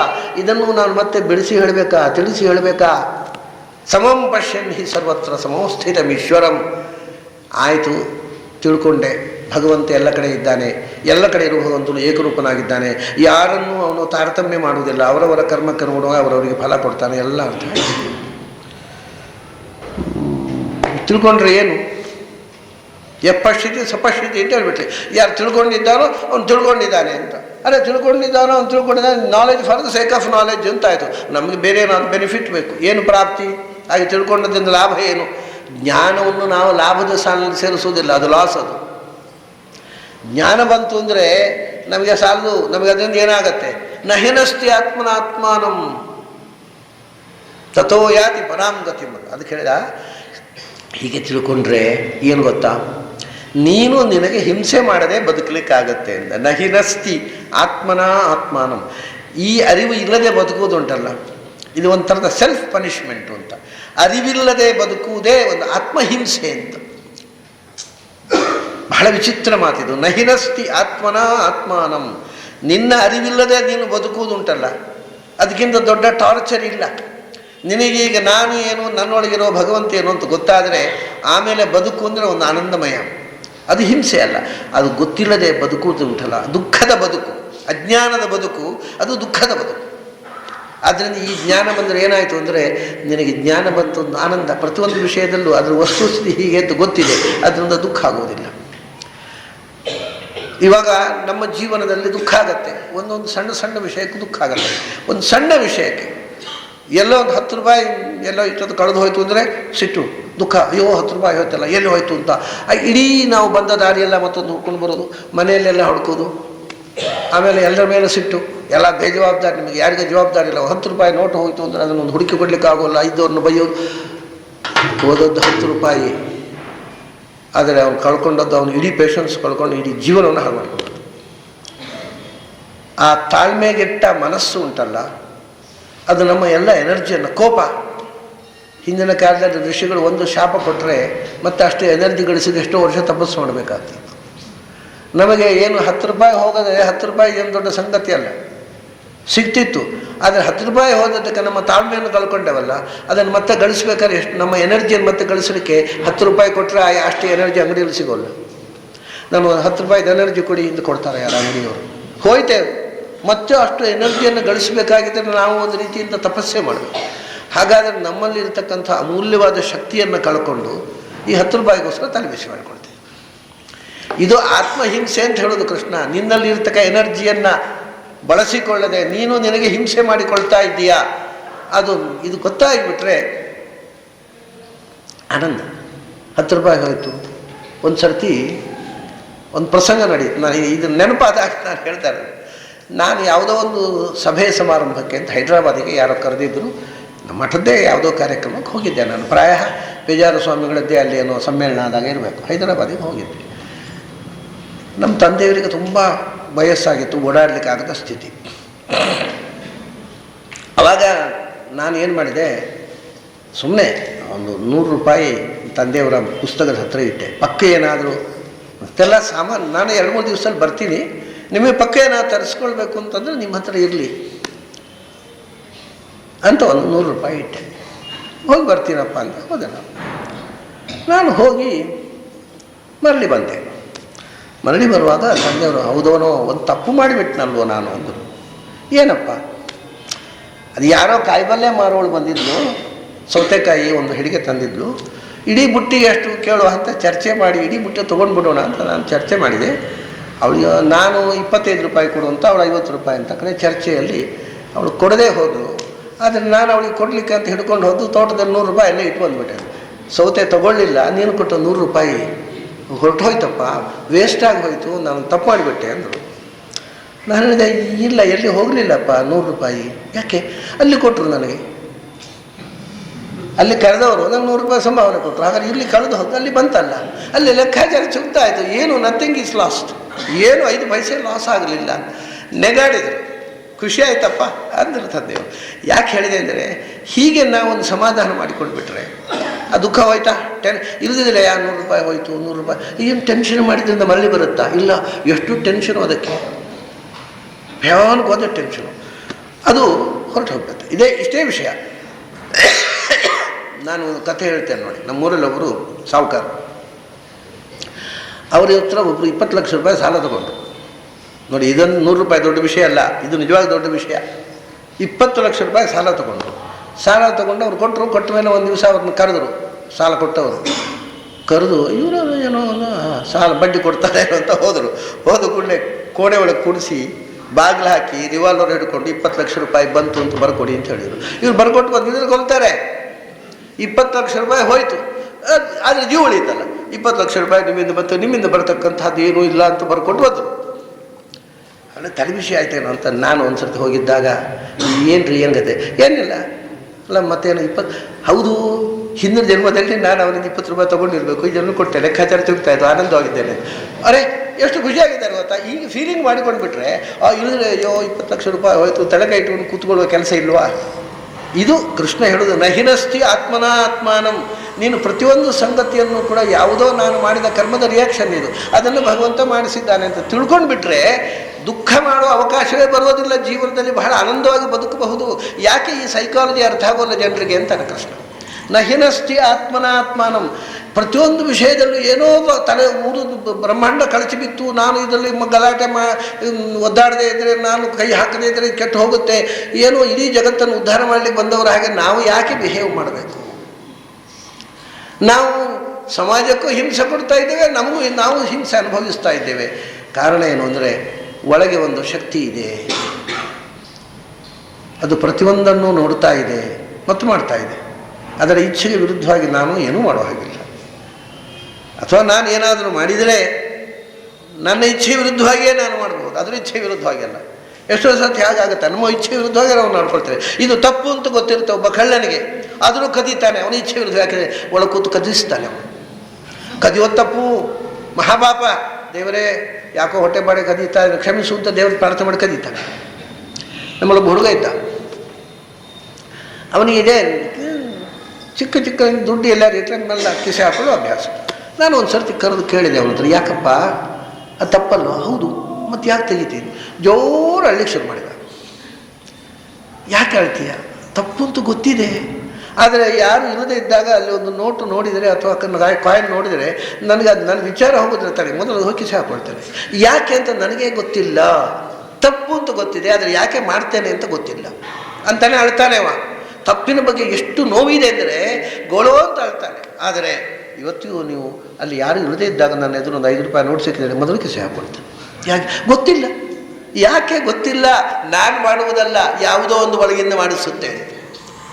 ಹೀಗೆ ನಾವು ಏನೋ ಮಾಡುವಾಗಲೂ ಕೂಡ ನಮ್ಮ ಇಷ್ಟಕ್ಕೆ ವಿರುದ್ಧವಾಗಿ ನಾವು ಮಾಡ್ಬೋದು ಹೊರತು ಅವನ ಇಷ್ಟಕ್ಕೆ ವಿರುದ್ಧವಾಗಿ ನಾವು ಏನೂ ಮಾಡಲಿಕ್ಕೆ ಬರೋದಿಲ್ಲ. ನಾವು ಮಾಡ್ತಾ ಇದ್ದೇವೆ, ಅದು ನಮ್ಮ ಇಷ್ಟಕ್ಕೆ ಅಂತ ಹೇಳಲಿಕ್ಕೆ ಬರೋದಿಲ್ಲ. ಯಾವುದೋ ಒಂದು ನಮ್ಮಿಂದ ಯಂತ್ರಾರೂಢಾನಿ ಮಾಯೆಯ ಮೆಷಿನ್ ಇದೆ. ಆ ಮೆಷಿನ್ನನ್ನು ನೀವು ಹೇಗೆ ಫೀಡ್ ಮಾಡಿದಿರಿ, ಯಾವ ಬಟನ್ ಒತ್ತಿದ್ರೋ ಅದು ಕೆಲಸ ಆಗೋದು. ಕಂಪ್ಯೂಟರ್ಗೆ ತಲೆ ಇಲ್ಲ, ಕಂಪ್ಯೂಟರ್ನ ಮುಂದೆ ಕೂತ ನಮಗೆ ತಲೆ ಇದೆ ಅನ್ನೋ ಭ್ರಮೆ ಇದೆ, ಅದಕ್ಕೆ ಆ ಭ್ರಮೆ ಇಲ್ಲ, ಅಷ್ಟೇ ವ್ಯತ್ಯಾಸ. ಎರಡೂ ತಲೆ ಇಲ್ಲದ ಪ್ರಾಣಿಗಳೇ. ಅದಕ್ಕೆ ತಲೆ ಇಲ್ಲ, ತಲೆ ಇದೆ ಅನ್ನೋ ಭ್ರಮೆ ಇಲ್ಲ. ಎದುರು ಕೂತವರಿಗೆ ತಲೆ ಇದೆ ಅನ್ನೋ ಭ್ರಮೆ ಇದೆ. ಇಷ್ಟು ಬಿಟ್ಟರೆ ಇನ್ನೇನೂ ಇದೆ. ಹಾಗಾಗಿ ಹೇಳ್ತಾನವ, ನಹಿನಸ್ತಿ ಆತ್ಮನಾತ್ಮಾನಂ. ಒಂದು ವಿಷಯ, ಭಗವಂತನ ಬಗ್ಗೆ ತಪ್ಪು ತಿಳ್ಕೊಳ್ಳುವುದು ಭಗವಂತನಿಗೆ ಹಿಂಸೆ ಮಾಡಿದ ಹಾಗೆ. ಆತ್ಮಹನೋಜನ ಅಂತ ಭಗವಂತನನ್ನು ತಪ್ಪಾಗಿ ತಿಳ್ಕೊಳ್ಳೋದು ಭಗವಂತನ ಕೊಲೆ ಮಾಡಿದ ಹಾಗೆ. ನೀನು ಭಗವಂತನ ಕೊಲೆಗಾರ ಆಗ್ತೀಯ. ಸರಿಯಾಗಿ ತಿಳ್ಕೊಂಡ್ರೆ ಭಗವಂತನ ಕೊಲೆಯೂ ಇಲ್ಲ, ನಿನ್ನ ಮನಸ್ಸು ನಿನ್ನ ಆತ್ಮಸಾಕ್ಷಿ ವಿರುದ್ಧವಾಗಿ ಬದುಕುವುದಿಲ್ಲ, ಯಾರಿಗೂ ಹಿಂಸೆ ಇಲ್ಲ, ಆನಂದವಾಗಿ ಬದುಕಬಹುದು. ಈ ಆನಂದವಾದ ಇದ್ದದ್ದನ್ನು ಇದ್ದ ಹಾಗೆ ಭಗವಂತನ ಇಚ್ಛೆಯಂತೆ ನಡೀತಾ ಇದೆ. ಎಲ್ಲವನ್ನು ಹಾಗೆ ತಟಸ್ಥನಾಗಿ ವೀಕ್ಷಕ. ನಾಟಕದಲ್ಲಿ ನಡೆದ ಪ್ರತಿಯೊಂದು ಘಟನೆಯನ್ನು ಪ್ರೇಕ್ಷಕನಂತೆ ನೋಡು. ಅದು ಇನ್ವಾಲ್ವ್ ಮಾಡ್ಕೊಂಡು ನಾವು ಸಿಟ್ಟಿಗಿರ್ತೇವ. ಈಗ ನಾಟಕದಲ್ಲಿ ರಾವಣ ಸೀತೆಯನ್ನು ಅಪಹಾರ ಮಾಡ್ಕೊಂಡು ಹೋದ. ನಾವು ಎಷ್ಟು ಖುಷಿ, ಆಹಾ ಏನು ಬ್ಯೂಟಿಫುಲ್ಲಾಗಿ ಆ ಸೀತೆಯನ್ನು ಹಾರಿಸ್ಕೊಂಡು ಹೋದ. ಇಲ್ಲ ಅವನು ಬರಲಿ, ಬಣ್ಣ ಕಳಿಸಿ ಅವನ ಸೊಂಟ ಮುರಿತೇವೆ ಅಂತ ಹೇಳ್ತೇವೆ. ಯಾಕೆ ನಮ್ಗೆ ಗೊತ್ತಿದೆ ಅದು ನಾಟಕ ಅಂತ. ಸೊ ಅವ್ರು ಹೇಳ್ತಾರೆ, ಯಾವುದು ಆಗಬೇಕೋ ಅದು ಆಗ್ತಾ ಇರ್ತದೆ. ಅದನ್ನು ನೀನು ತಲೆ ಕೆಡಿಸಿಕೊಂಡು ಗೊಂದಲ ಮಾಡುವುದರಲ್ಲಿ ಯಾವ ಅರ್ಥ ಇದೆ? ಮತ್ತು ಅದನ್ನು ಸಹಜವಾಗಿ ನಡೆಯುವ ತೆರೆಗಳು, ಅಲೆಗಳು ಅಂತ ನೋಡ್ತಾ ಕೂತ್ಬಿಟ್ರೆ ಆ ಸಮುದ್ರದ ಅಲೆಗಳನ್ನು ಎಂಜಾಯ್ ಮಾಡ್ಬೋದು. ಅಲೆಗಳು ಮಾರದ ಹಾಗೆ ಮಾಡಿ ಅದನ್ನು ಹತ್ತಲಾಗಿ ದೂಡಿ ಬಿಡ್ತೇನೆ ಅಂತ ಹೋದರೆ ನೀರಿನಲ್ಲಿ ಮುಳುಗೋದು ಹೊರತು ಅಲೆ ನಿಲ್ಲೋದಿಲ್ಲ. ಅದರಿಂದ ಅದು ಶಾಂತವಾದ ಬದುಕಿನ ದಾರಿ. ಶಾಂತವಾದ ಬದುಕಿನಿಂದ ಕೊನೆಗೆ ನಮ್ಮನ್ನು ಶಾಂತಿಯ ಕಡೆಗೆ ತಥೋ ಯಾತಿ ಪರಾಂ ಗತಿವು. ನಾವು ಹೋಗಬೇಕಾದ ತುತ್ತ ತುದಿಯ ಸ್ಥಾನ ಅಂದರೆ ಶಾಂತವಾದ ಸ್ಥಿತಿ, ದುಃಖವಿಲ್ಲದ ಸ್ಥಿತಿ, ಅಲ್ಲಿಗೆ ನಿನ್ನನ್ನು ಕೊಂಡೊಯ್ಯುವ ಮನಸ್ಥಿತಿ ಇದು. ಪ್ರತಿಯೊಂದು ಕ್ರಿಯೆ ಹಿಂದೆ ಭಗವಂತನ ಪ್ರೇರಣೆಯನ್ನು ನೋಡು, ಪ್ರತಿಯೊಂದರ ಒಳಗೆ ಭಗವಂತನನ್ನು ನೋಡು. ನಾನು ಮಾಡ್ತೇನೆ ಅನ್ನೋ ಅಹಂಕಾರ ಬಿಡು. ಯಾವುದರಿಂದಲೂ ನೀನು ತಲೆ ಕೆಡಿಸ್ಕೊಂಡು ಅಯ್ಯೋ ಹಾಗಾಯ್ತಲ್ಲ ಹೀಗಾಯ್ತಲ್ಲ ಅಂತ ಹಾರಾಡಬೇಡ, ಕೂಗಾಡಬೇಡ. ಇದು ಹಿಂದೆ ಹೇಳಿದ್ದನ್ನೇ ಪುನಃ ಹೇಳುವಾಗ ಎಷ್ಟು ಹೊಸ ಆಯಾಮ ತಂದುಬಿಟ್ಟ ಕೃಷ್ಣ. ತಥೋ ಯಾತಿ ಪರಾಮುಖತೆ. ಹೀಗೆ ಸಮಂ ಪಶ್ಯನ್ ಹಿ ಸರ್ವತ್ರ ಸಮೋಸ್ಥಿತಮೀಶ್ವರಂ ನಹಿನಸ್ತಿ ಆತ್ಮನ ಆತ್ಮಾನಂ. ತನ್ನ ಮನಸ್ಸೇ ನನ್ನ ಆತ್ಮೈವ ಹ್ಯಾತ್ಮನೋ ಬಂಧು. ನನ್ನ ಮನಸ್ಸೇ ನನಗೆ ಹಿಂಸೆ ಕೊಡುವುದು, ನನ್ನ ಮನಸ್ಸೇ ನನಗೆ ಆನಂದ ಕೊಡುವುದು. ನಾವು ತಪ್ಪು ತಿಳ್ಕೊಂಡಾಗ ಅದು ಆ ವಸ್ತುವನಿಗೂ ನಾವು ಹಿಂಸೆ ಮಾಡಿದ ಹಾಗೆ, ನಮಗೆ ನಾವು ಹಿಂಸೆ ಮಾಡಿಕೊಂಡ ಹಾಗೆ. ನಮಗೆ ದುಃಖ ಬರುವುದು ಯಾವುದರಿಂದ? ನಮಗೆ ನಾವು ಮಾಡಿಕೊಂಡ ಹಿಂಸೆಯಿಂದ. ಅದು ಯಾರು ಮಾಡೋದು? ಇನ್ಯಾರೋ ಊರಿನವ್ರು ಮಾಡೋದಲ್ಲ ಹಿಂಸೆ. ನಮ್ಮ ಮನಸ್ಸೇ ನಮಗೆ ಹಿಂಸೆ ಕೊಡೋದು. ನಮ್ಮ ಮನಸ್ಸೇ ನಮ್ಮ ದುಃಖಕ್ಕೆ ಕಾರಣ, ನಮ್ಮ ಮನಸ್ಸೇ ನಮ್ಮ ಆನಂದಕ್ಕೆ ಕಾರಣ. ಹೌ ಟು ಕನ್ಸೀವ್ ಇಟ್, ಅದನ್ನು ಹೇಗೆ ಗ್ರಹಿಸುತ್ತೇವೆ ಅನ್ನೋದರ ಮೇಲೆ ಈ ಸ್ಥಿತಿ ನಿಂತಿದೆ. ಕೃಷ್ಣ ಹೇಳಿದ ಏನು ಭಗವದ್ಗೀತೆಯ ಒಂದು ಶ್ಲೋಕ ಸಾಕು ಜೀವನಕ್ಕೆ. ಇಂಥ ನೂರಾರು ಶ್ಲೋಕಗಳು, ಒಂದು ಶ್ಲೋಕ ನಮಗೆ ಅರ್ಥ ಆದರೆ ಜೀವನದಲ್ಲಿ ನಾವು ಬಹಳ ಸುಲಭವಾಗಿ ಪ್ರಾಬ್ಲಮ್ಸ್ಗಳನ್ನು ದಾಟಿ ಬದುಕಬಹುದು. ಇಷ್ಟು ಸರಳವಾದ psycho analysis of life and psychotherapy. ಮಾನಸಿಕವಾಗಿ ನಾವು ಹೇಗೆ ಬದುಕಬೇಕು ಎಂದು ಸೈಕೋಥೆರಪಿ. ಇದಕ್ಕಿಂತ ದೊಡ್ಡ ಔಷಧ ಬೇರೆ ಏನೂ ಬೇಕಿಲ್ಲ. ಬಹಳ ಅದ್ಭುತವಾದಂಥ ಮನಸ್ಸಿನ ಆರೋಗ್ಯಕ್ಕೆ. ಮನಸ್ಸು ಆರೋಗ್ಯವಾಗಿದ್ದರೆ ದೇಹವು ಆರೋಗ್ಯವಾಗಿ. ದೇಹ ಆರೋಗ್ಯಕ್ಕಿರಲಿಕ್ಕೆ ಕಾರಣ ಮೂಲತಃ ಸೈಕೋಥೆರಪಿ ಇದ್ದರೆ ಫಿಸಿಯೋಥೆರಪಿ ಬೇಕಾಗೋಲ್ಲ. ಯಾಕೆಂದರೆ ಸೈಕಾಲಜಿ ಸರಿಯಾಯಿತು ಅಂದರೆ, ಮನಸ್ಥಿತಿ ಸರಿಯಾಯಿತು ಅಂದರೆ, ಯಾವಾಗಲೂ ಮನಃಪ್ರಭವ ರೋಗಾ ಸರ್ವೇಪಿ ರೋಗಾ ಮನಃಪ್ರಭವ ಅಂತ ಭಾರತದಲ್ಲಿ ಭೀಮಸೇನ ಹೇಳ್ತಾರೆ. ರೋಗಗಳು ದೇಹದ ಮೇಲೆ ಬರೋದಲ್ಲ, ಮನಸ್ಸಿನ ಮೇಲೆ. ನಿಮ್ಮ ಮನಸ್ಸು ಆರೋಗ್ಯವಾಗಿದ್ದರೆ ದೇಹಕ್ಕೆ ರೋಗ ಬರದಂತೆ ಮಾಡಬಹುದು. ವಿಷಯ ಏನು ಗೊತ್ತುಂಟ? ಒಂದು ಘನ ರೋಗ ನಿಮಗೆ ಅಟ್ಯಾಕ್ ಆಗಿದೆ ಅಂತ ಯಾರಾದರೂ ಡಾಕ್ಟ್ರು ಹೇಳಿದರು ಅಂತ ಇಟ್ಟುಕೊಳ್ಳಿ. ಡಾಕ್ಟ್ರಿಗೆ ಗುಣ ಮಾಡಲಿಕ್ಕೆ ಆಗೋದಿಲ್ಲ, ಅವರು ಅದಕ್ಕೆ ಔಷಧ ಕೊಟ್ಟು. ಆದರೆ ಎಂಥದೇ ಘನ ರೋಗ ಬರಲಿ, ನಿಮ್ಮ ಮನಸ್ಸು ಸ್ಟ್ರಾಂಗ್ ಇದ್ದರೆ ನನಗೆ ಆ ರೋಗ ಬರಬಾರದು, ನಾನು ಅದನ್ನು ಓವರ್ಕಮ್ ಮಾಡಬೇಕು ಅಂತ ನೀವು ಸ್ಟ್ರಾಂಗ್ ಆಗಿ ಮನಸ್ಸಿನಲ್ಲಿ ವಿಲ್ ಮಾಡಿದರೆ ಇನ್ನೊಂದು ಸರ್ತಿ ಟೆಸ್ಟ್ ಮಾಡಲಿಕ್ಕೆ ಹೋಗುವಾಗ ಸುಮಾರು ಗುಣ ಆಗಿದೆ ರೀ ಅಂತಾರೆ ಡಾಕ್ಟ್ರು. ಇದು ಸತ್ಯಸ್ಥಿತಿ. ನಾನೇನು ಅತಿಶಯೋಕ್ತಿ ಹೇಳ್ತಾ ಇಲ್ಲ. ನಮ್ಮ ಮನಸ್ಸು ನಮ್ಮ ಕಾಯಿಲೆಗಳನ್ನು ಗುಣಪಡಿಸುವುದಕ್ಕೆ ಕಾಪರೇಟ್ ಮಾಡಿದರೆ ಡಾಕ್ಟ್ರು ಬೇಕಾಗೋಲ್ಲ. ಆದರೆ ಡಾಕ್ಟ್ರು ನಿಮ್ಗೆ ಏನೂ ಕಾಯಿಲೆ ಇಲ್ಲ ಅಂತ ಹೇಳ್ತಾರೆ. ಡಾಕ್ಟ್ರಿಗೆ ಗೊತ್ತಾಗೋದಿಲ್ಲ ಏನೋ ಇದೆ ಒಳಗೆ ಇವನಿಗೆ, ಅಷ್ಟು ಬಂತೋ ಇವನು ದಿನದಿಂದ ದಿನಕ್ಕೆ ಕ್ಷೀಣ ಆಗಲಿ ಶುರುವಾದ, ಹಾಸಿಗೆ ಹಿಡಿದ. ಯಾಕೆಂದರೆ ಡಾಕ್ಟ್ರು ಇಲ್ಲ ಮನಸ್ಸೊಪ್ಪಲ್ಲ ಇದೆ ಅಂತ ಹೇಳ್ತಾರೆ. ಸೊ ಅದರಿಂದ ನಮ್ಮ ಶಾಸ್ತ್ರಕಾರ ಹೇಳಿದರು, ರೋಗ ಅನ್ನೋದು ದೇಹದ್ದಲ್ಲ, ಮನಸ್ಸಿನದ್ದು. It is psychic, it is not physical. ಆದ್ದರಿಂದ ಮನಸ್ಸಿನಲ್ಲಿ ನನಗೆ ರೋಗ ಇಲ್ಲ ಅಂತ ನೀವು ಕನ್ವಿಕ್ಷನ್ ತಳೆದರೆ ತನ್ನಷ್ಟಕ್ಕೆ ಗುಣ ಆಗುತ್ತೆ. ಎಂಥದೋ ಉಂಟು ಒಳಗೆ, ಅದು ಡಾಕ್ಟ್ರಿಗೆ ಕೂಡ ಗೊತ್ತಾಗೋದಿಲ್ಲ ಮಾರಾಯ, ನೀವು ಶುರು ಮಾಡಿದರೆ ಎಂಥೋ ಒಂದು ಬಂದೇ ಬರ್ತದೆ. ಇಷ್ಟು ನಮ್ಮ ಇಡೀ ದೇಹದ ನಿಯಂತ್ರಣವನ್ನು ಆತ್ಮಾನಂ ಹಿನಸ್ತಿ ಅಂತ ನಮ್ಮ ಮನಸ್ಸು ನಮ್ಮನ್ನು ಕೊಲ್ತಾ ಇದೆ, ಹಿಂಸಿಸ್ತಾ ಇದೆ ಪ್ರತಿಕ್ಷಣ. ಅದಕ್ಕೆ ಕಾರಣ ನಮಗೆ ಆ ಮನಸ್ಸಿನ ದಾರ್ಢ್ಯ ಇಲ್ಲ. ದಾರ್ಢ್ಯ ಇಲ್ಲದೇ ಇರೋದು ಕಾರಣ ನಮಗೆ ಈ ಸತ್ಯದ ಅರಿವಿಲ್ಲ. ಒಳಗಿರತಕ್ಕಂಥ ಭಗವಂತ ಅವನ ರಕ್ಷತೀತ್ಯೇವ ವಿಶ್ವಾಸ. ನಮ್ಮಲ್ಲೊಬ್ಬರು ಹಳಬರಿದ್ದರು ನೋಡಿ. ನಾನು ಹೇಳೋದು ಹಾಗೆ ನೀವು ಮಾಡಬೇಕು ಅಂತಲ್ಲ, ಆದರೆ ಆ ಕನ್ವಿಕ್ಷನ್ ಹೇಳೋದು. ಅವರು ಮನೆಯಲ್ಲಿ ವಯಸ್ಸಾದವರು, ಅವ್ರ ಮನೆಯಲ್ಲಿ ಮಕ್ಕಳಿಗೆ ಏನಾದರೂ ಕಾಯಿಲೆ ಜ್ವರ ಬಂದರೆ ಅವರು ಔಷಧ ಕೊಡ್ತಿರಲಿಲ್ಲ. ಡಾಕ್ಟ್ರ್ ಹತ್ರ ಕಳಿಸ್ತಿರ್ಲಿಲ್ಲ. ಹಳೆ ಕಾಲದ ಮರ್ಜಿ, ಅದು ಸರಿಯೋ ತಪ್ಪೋ ಬೇರೆ, ಆದರೆ ಆ ಕನ್ವಿಕ್ಷನ್ ಬಹಳ ದೊಡ್ಡದು. ಕಾಯಿಲೆ ಹೆಂಡತಿ ಹೋಗಿ ಅವ್ರ ಹತ್ರ ಹೋಗಿ, ಹೌದಾ ನೀವು ಸುಮ್ಮನೆ ಕೂತಿದ್ದೀರಿ, ಮಗಳು ಒಂದು ಹುಡುಗಿ ಪಾಪ ಮದುವೆ ಆಗಿರಲಿಲ್ಲ, ಮದುವೆಗೆ ನಿಂತಿದೆ, ಅದಕ್ಕೆ ಜ್ವರ ಬರ್ತಾ ಇದೆ, ಜ್ವರ ಬಂದರೆ ಅನಂತೇಶ್ವರಕ್ಕೆ ಹೋಗಿ ಆ ಅಭಿಷೇಕದ ಕುಂಡಿಕೆಯ ತೀರ್ಥ ತಂದು ಕುಡಿಯಲಿ, ಗುಣ ಆಗುತ್ತೆ ಅಷ್ಟೇ. ಡಾಕ್ಟರ್ ಹತ್ರ ಹೋಗೋದು ಹೇಳ್ತಿರ್ಲಿಲ್ಲ. ನಿಮಗೆ ನಿಜವಾಗಿ ಅನಂತೇಶ್ವರನ ಮೇಲೆ ನಂಬಿಕೆ ಇದ್ದರೆ ಖಂಡಿತ ಗುಣ ಆಗುತ್ತೆ. ಅದು ನಮಗೇನಾಗುತ್ತದ, ಅಲ್ಲ ಈ ಅಪ್ಪನಿಗೆ ಬುದ್ಧಿ ಉಂಟಾ, ಕುಂಡಿಗೆ ನೀರು ಕುಡಿದು ಜ್ವರ ಗುಣ ಆಗೋದು ಅದಂತ ಬೈಕೋತಾ ಕುಡಿತೇವೆ, ಜ್ವರ ಗುಣ ಆಗೋದಿಲ್ಲ. This is thing. ಮನಸ್ಸು ಕಾಪರೇಟ್ ಆದರೆ ಅನಂತೇಶ್ವರ ತೀರ್ಥದಲ್ಲಿ ಗುಣ ಆಗುತ್ತೆ, ಮಧ್ಯ ಸರೋವರದಲ್ಲೂ ಗುಣ ಆಗುತ್ತೆ. ಆದರೆ ಮನಸ್ಸು ಕಾಪರೇಟ್ ಮಾಡದೇ ಇದ್ದರೆ ಯಾವುದರಿಂದ ಗುಣ ಆಗೋದು, ಯಾವ ದೇವರು ಗುಣ ಮಾಡೋದು. ಅದನ್ನು ನಮಗೆ ನಮ್ಮ ಜೀವನದಲ್ಲಿ ಹಿಂಸೆ ಕೊಡ್ತಕ್ಕಂಥ ವಸ್ತು ಪಕ್ಕದವರಲ್ಲ, ನಮ್ಮ ಶತ್ರುಗಳಲ್ಲ, ನಮ್ಮ ಆಗದವರಲ್ಲ, ನಮ್ಮ ಮನಸ್ಸು. ಅದು ನಮಗೆ ಹಿಂಸೆ ಕೊಡ್ತಾ ಇರೋದು. ಅದು ಹಿಂಸೆ ಕೊಡದೇ ಇರಬೇಕಾಗಿದ್ದರೆ ನಮಗೆ ಸತ್ಯದ ಅರಿವು ಬಂದಾಗ ಅದರ ಲಿಮಿಟೇಷನ್ಸ್ ಗೊತ್ತಾಗ್ತದೆ. ನಾವು ಮನಸ್ಸು ಹೇಳಿದ ಹಾಗೆ ಕುಣಿಯೋಲ್ಲ, ಆಗ ಮನಸ್ಸು ತಪ್ಪಗಾಗ್ತದೆ. ಆಯ್ತಪ್ಪ ನಿನಗೆ ತೊಂದರೆ ಕೊಡೋಲ್ಲ, ಏನು ಮಾಡಬೇಕು, ನೀನು ಹೇಳಿದ ಹಾಗೆ ಮಾಡ್ತೀನಿ. ಈ ರೀತಿ ಮನಸ್ಸನ್ನು ಮಳಿಸಿ ಕುಂತು ತಥೋಯಾತಿ ಪರಾಗತಿ, ಮತ್ತೆ ಏನು ಸಮಸ್ಯೆ ಮುಗಿದೋಯ್ತಲ್ಲಿ. ಹೀಗೆ ಭಗವಂತನ ಕಡೆಗೆ ಸಾಗುವುದು ಅಂದರೆ ನಮ್ಮ ಮನಸ್ಸನ್ನು ಮೊದಲು ನಮ್ಮ ನಿಯಂತ್ರಣಕ್ಕೆ ತೆಗೆದುಕೊಳ್ಳುವುದು. ಅದಕ್ಕೋಸ್ಕರ ಒಳಗಿರ್ತಕ್ಕ ಸತ್ಯದ ಸರಿಯಾದ ಜ್ಞಾನ, ಅರಿವು ಬಹಳ ಮುಖ್ಯ ಅಂತ. ಕೃಷ್ಣ ನನಗೆ ಒಮ್ಮೊಮ್ಮೆ ಆಶ್ಚರ್ಯ ಆಗೋದು, ಇಷ್ಟು ಬ್ಯೂಟಿಫುಲ್ಲಾಗಿ ಸೈಕಾಲಜಿ ಹೇಳಿದರೂ ಕೂಡ ಒಂದು 5,000 ವರ್ಷ ಆದರೂ ಜನರಿಗೆ ಇನ್ನೂ ಕನ್ವಿನ್ಸ್ ಆಗಲಿಲ್ಲಲ್ಲ. ಇಂಥ ಒಂದು ಅದ್ಭುತ ಹೇಳಿದ್ದಾನೇನೋ ಎಚ್ಚರ ಕೂಡ ಇಲ್ಲದೆ ಬದುಕ್ತಾ ಇದ್ದಾರಲ್ಲ ಜನ. ಇದು ಒಂದೊಂದು ಶ್ಲೋಕ ಕೇಳಿದರೆ ಜನ್ಮ ಸಾರ್ಥಕ ಅನ್ನಿಸ್ತದೆ. ಇಂಥ ಒಂದು ಅದ್ಭುತ ವಿದ್ಯೆಯನ್ನು ಕೃಷ್ಣ ಕೊಟ್ಟು 5,000 ವರ್ಷ ಹೋದರೂ ಇವತ್ತು ನಮ್ಮ ಹುಡುಗರು ನನ್ನ ಹತ್ರ ಪ್ರಶ್ನೆ ಹಾಕ್ತಾರೆ, ನಿಮ್ಮ ಭಗವದ್ಗೀತೆ, ಅವರು ನಮ್ಮ ಭಗವದ್ಗೀತೆ ಅಲ್ಲ, ನಿಮ್ಮ ಭಗವದ್ಗೀತೆ ಓದಿದರೆ ಹೊಟ್ಟೆ ತುಂಬುತ್ತಾ ಅಂತ ಪ್ರಶ್ನೆ ಹಾಕುವ ಮುಠಾಳರು ಇವತ್ತು ಈ ದೇಶದಲ್ಲಿದ್ದಾರೆ. ಎಂಥ ಸಂಪತ್ತು, ಎಂಥ ಸೈಕಾಲಜಿ, ಎಂಥ ದೊಡ್ಡ ವಿಸ್ಡಮ್. ಅದನ್ನು ಕಳ್ಕೊಂಡು ನಾವು ಎಷ್ಟು ದಡ್ಡರಾಗ್ತಿದ್ದೇವೆ ಅನ್ನೋ ಎಚ್ಚರ ಕೂಡ ಇಲ್ಲ ನಮಗೆ. ಕೃಷ್ಣನೇ ನಮ್ಮನ್ನು ಉದ್ಧಾರ ಮಾಡಬೇಕು ಅಂತ ಪ್ರಾರ್ಥಿಸೋಣ. ಅದರ ಜೊತೆಗೆ ಇವತ್ತಿನ ಈ ಶ್ಲೋಕದ ಚಿಂತನೆಯನ್ನು ಮುಗಿಸೋಣ.